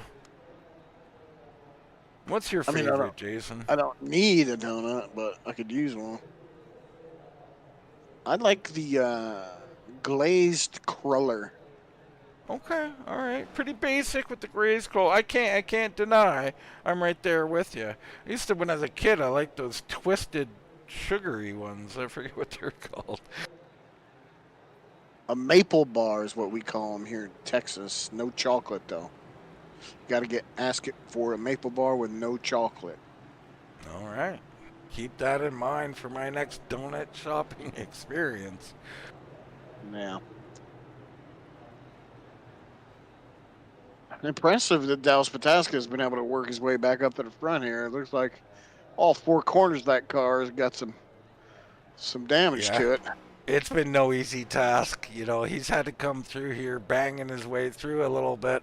And I'm not slighting him on that one, but there's been 3 wide action. There's been wrecks around him. You've seen that big one. I forget who was involved, but he slid right through there. And that's kind of the key to a race like this is you got to be hyper aware of your surroundings, don't you? Yeah, absolutely. He's just right now. I think he's the benefiting from some just luck of surviving. It reminds me of the old Batman movie there. You know, a bunch of guys have fallen through the ice here tonight. Huh? Never mind. Obscure reference from the booth as usual. How about Belanger sitting here in 6th position? Nice night for him.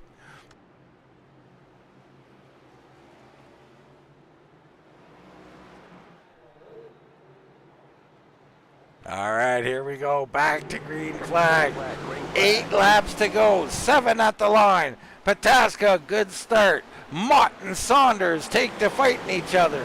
Saunders wraps the high side. Wow, right to the outside of Pataska even. He stalls out late part of the corner. He almost got him there.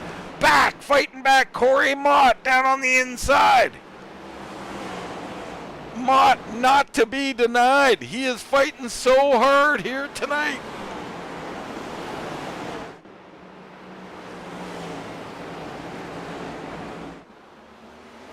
Wow.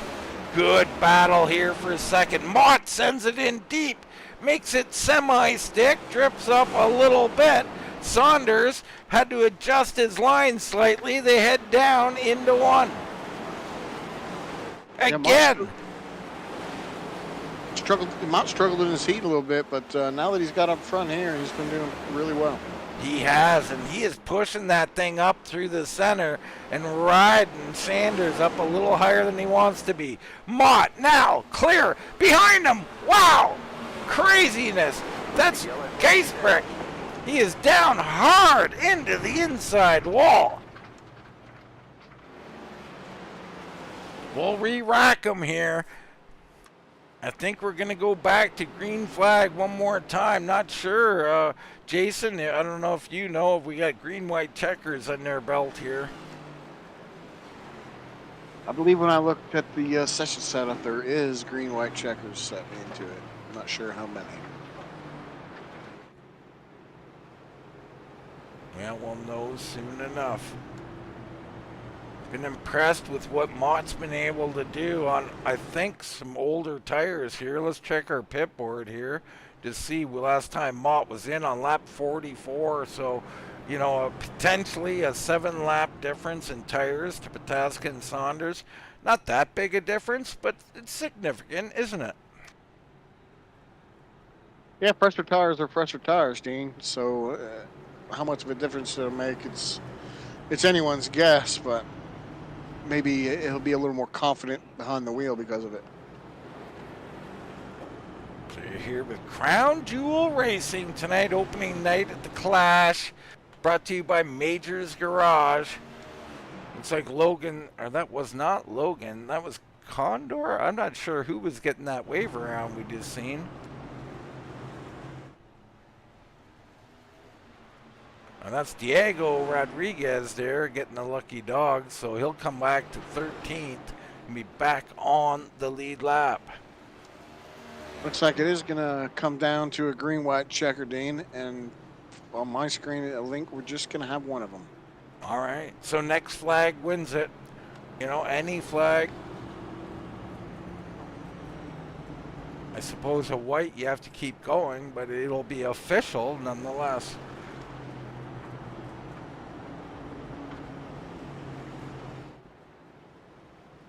You know, the Major's Garage, Dean, they've been around since 2020. I believe they're one of the first setup shops to ever even jump into the market here in iRacing. Yeah, it's impressive. Yeah, and I hope we can help them get the word out because, you know, they have the experience, they have the time, and I like what they're offering. I love that freebase setup, and that would encourage me to buy a few sets and try them out and see what they're like. I got a feeling they'd be pretty darn good. Yeah, absolutely. I'm looking forward to it, too.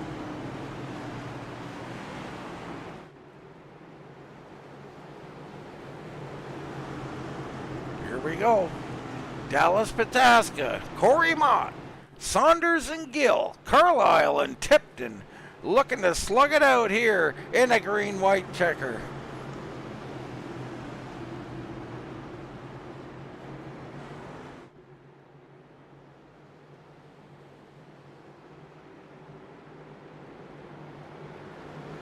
Green flag, green flag. Green flag down and away. Pataska, good start. Mott and Saunders gonna fight for it. Saunders trying to hold him off on the inside. Good corner by the 24. Mott a little late out of the corner. He'll slide into third. Carlile there. Wow, Mott all over the back of the 24. Saunders trying to push him on through. He will get underneath them. White flag is out. They're wrecking at the back. We stay with our leaders. Wow, Mott drives it in too deep. He'll come down. Carnage ensues. Pataska coming around through 3. He'll come down through 4. Dallas Pataska gonna be the winner here of the Majors Garage Clash at the USA International. Carlile comes up and grabs second. Saunders third. Gill fourth. Belanger in fifth. Holy smokes, and they're still wrecking back here. Beautiful fireworks going off in the background, celebrating the Clash victory by Dallas Pataska. What I like is that look at the car, look at the paint job on there. Majors Garage brought to Victory Lane here. How appropriate is that? He's going to celebrate this one. Man, oh man, hard fought. This was war here tonight, Jason. Yeah, that's right. Dallas Pataska being sponsored by Major Garage and also the primary sponsor of the Crown Jewel Racing League Cup Series. Very cool. It's a good win for that organization. All right, let's take a short commercial break. We'll come back. We'll get interviews with our top 3 finishers.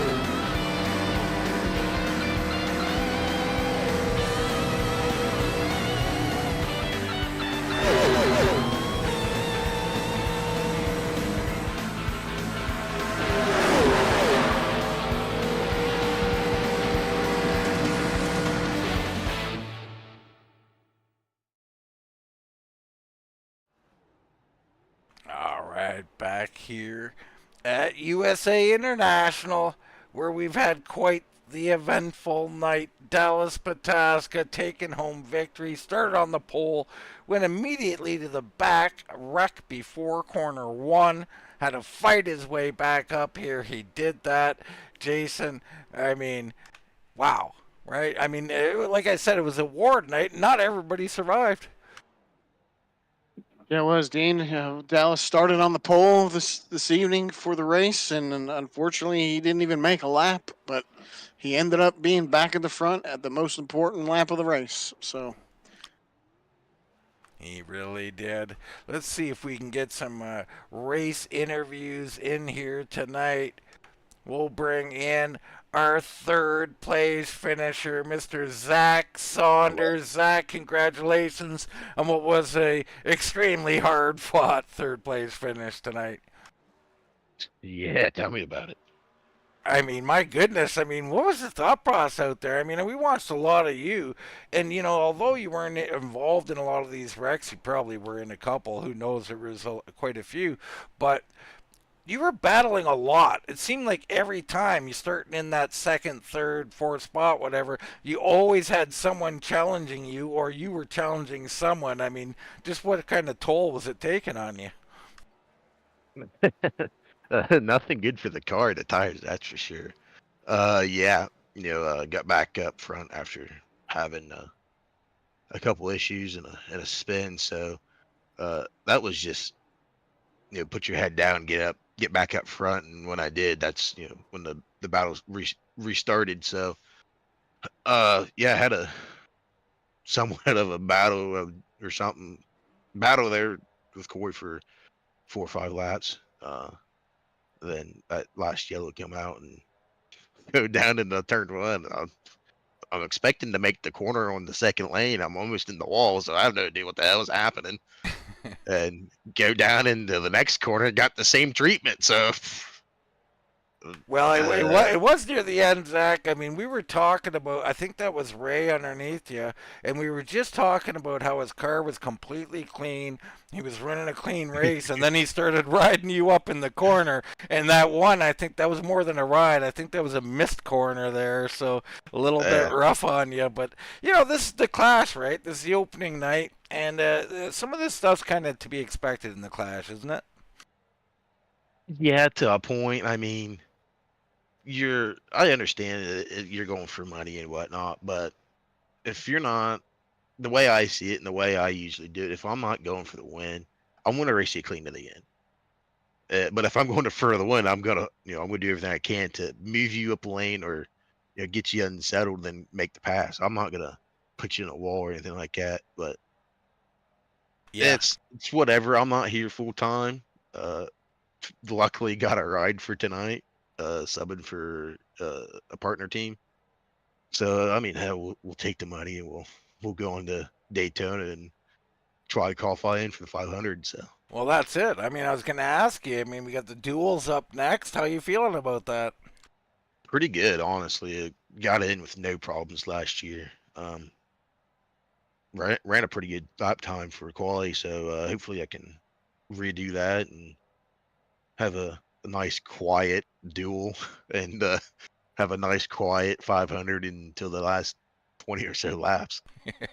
Well, let's hope for that, Zach. It was a hell of a night for you. I mean, I think you put on a great show up there. You raced really hard. You did a great job. We were impressed with you all night long. Congrats on third, man. We'll turn the mic over to you. Any sponsors, anybody you want to shout out, you go right ahead. Yeah, thanks to Noah Spalding for letting me have the ride for tonight. So at least I hope I did you proud. All right, Jason. That was our third place finisher, the 24, Zack Saunders.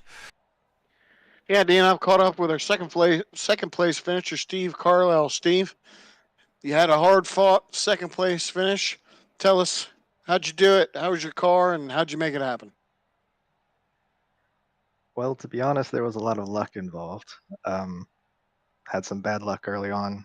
I don't really know what happened. I hadn't seen the replay when everybody got stacked up at the front right at the start.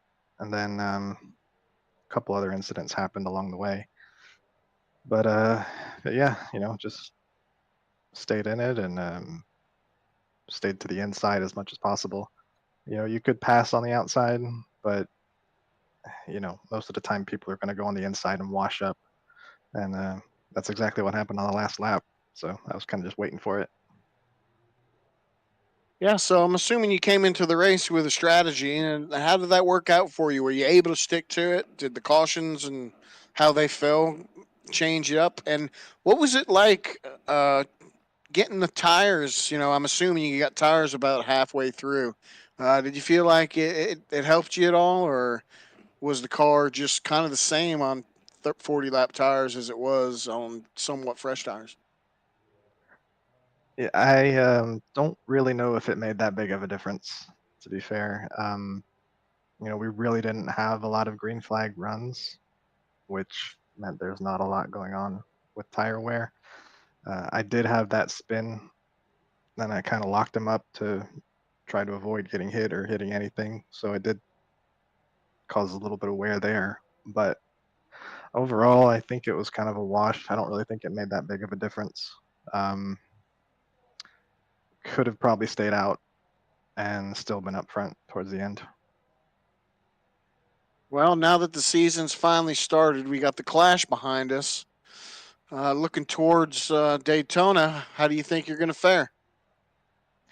Yeah, super speedway tracks. It's a toss up. You know, I hadn't had a whole lot of luck there last season. Atlanta surprisingly went well, but Daytona not so much. But we'll just have to see what happens. We're locked in regardless because of the franchise, but still want to do well in the duels and get a good starting spot and try to stay out front as much as possible for the 500. Well, all right, man. Congratulations on your P2. Real quick, if you got any sponsors you want to give a shout out to, now's the time. Thanks. Yeah, no, everybody who supports Ethics Racing Team, beaconeasy.org, veganism.social, Firestorm Co-op. Those are the main sponsors that really keep us going. So thanks a lot to them, and hopefully get them in victory lane soon. All right, Dean. Yes, sir. We turn our attention now to the pole sitter, the race winner, the 17 Dallas Pataska. What a race! Congratulations, Dallas. Yeah, I mean, honestly, what a race. You said it yourself. That was crazy. I would have liked to have seen a little bit more green flag running. That was a little unfortunate. Obviously, the lap one mix-up with Thomas and I, just really unfortunate mix-up. I don't think there was anything malicious behind it. Obviously, worked out okay for us, but I'd love to have that one back over so we can run it straight up. I imagine we're going to have a lot of good battles between Thomas and myself throughout the rest of the year. So I look forward to that. But then, yeah, after the accidents, I was playing bumper cars out there for half the night. I got the message for telling me that my suspension was bent. I'm lucky I didn't have a meatball, to be honest with you. So it was just prevailing to the end. And then we came out of the stage break and I had the track position on everybody. Minute, Dallas. Let me ask you about Go that. ahead. Because, lap 46 or something, we're under caution. You don't pit. Several of you guys don't pit. And I'm thinking, Corey Mott and all them, they did pit. And then they came, and then you guys had to pit 4 laps later. I'm thinking, why that decision? Was it just a lapse in judgment, or was it a strategy call? It was a little bit of both. Ultimately it worked out, but my thinking was that if those guys were going to come in and take tires and say we did have a long run, I wanted to have the few extra laps on tires. I had the pace locked down. This is a track I know very, very well. I've raced a lot here. So I really wasn't worried about that. It was in terms of having to make a move or whatnot. I just wanted to make sure I was on the tire advantage. So it would have worked a little bit better if we had some more green flag running. I was expecting a little bit more of that in the feature. We didn't get it, unfortunately, but that was the thinking. If I knew everything I knew now going in, I probably would have pitted before the stage, but thankfully it worked out. Well, it did, and it worked out, though, but it wasn't easy, Dallas. I mean, I can remember, it seemed to me that every time you got a new position, maybe you're in 9th, you look in front of you, there's 2 guys going side by side. You get into 5th, there's 2 guys going side by side. Couple times, you had to try and push it 3 wide on the bottom, and it worked out for you. I mean, how scared were you? And I know 1 or 2 of those, you didn't really do it. It was almost, they had a little contact or something, and you just slid in there. But talk a little bit about those situations. Well, it was scary, that's for sure. I was puckered all the way through. You said you called out a couple 3 wide situations there. I think I got through one of them clean and one I got some door action on. But it was just people coming together. Got to take the hole when you get it. Laps are short and they're ticking away when we're under caution. So you got to make the most of the advantages that you get. Thankfully I had some things go my way. It was really hard at probably lap 70 onwards because I started to develop like a huge right front push through the center. I think due to some of the damage I picked up, but thankfully I think that's where the tire advantage came into play, and thankfully I had enough pace to rely on to.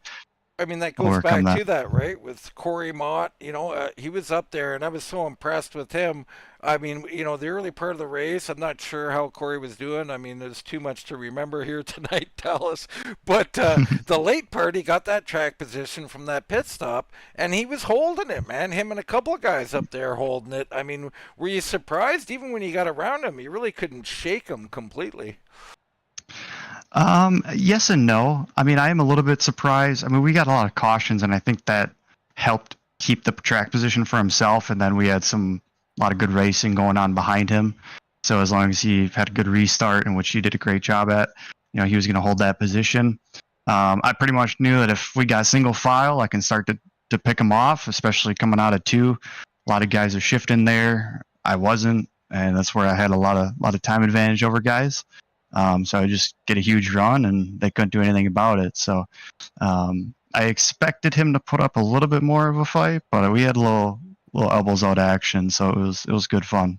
Now, I want to ask one more thing before we let you go here about the track itself. You know, USA International, different cars react differently, but, you know, there's tire works that are all around the wall for a reason, right? There's a lot of wall riding here. That wasn't the case in this car. Why is nobody going to that high side? Is it just not possible in these cars, or was the traffic kind of dictating what people did? That's a good question. You know, I saw a couple guys that I think could have made the top line work.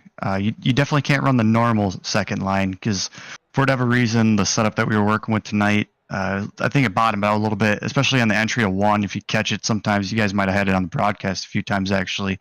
That left front would bottom out early run, especially under heavy braking. So if we moved up, it really just was worse. It'd be more tight, and then we have to wait on it, and it would snap.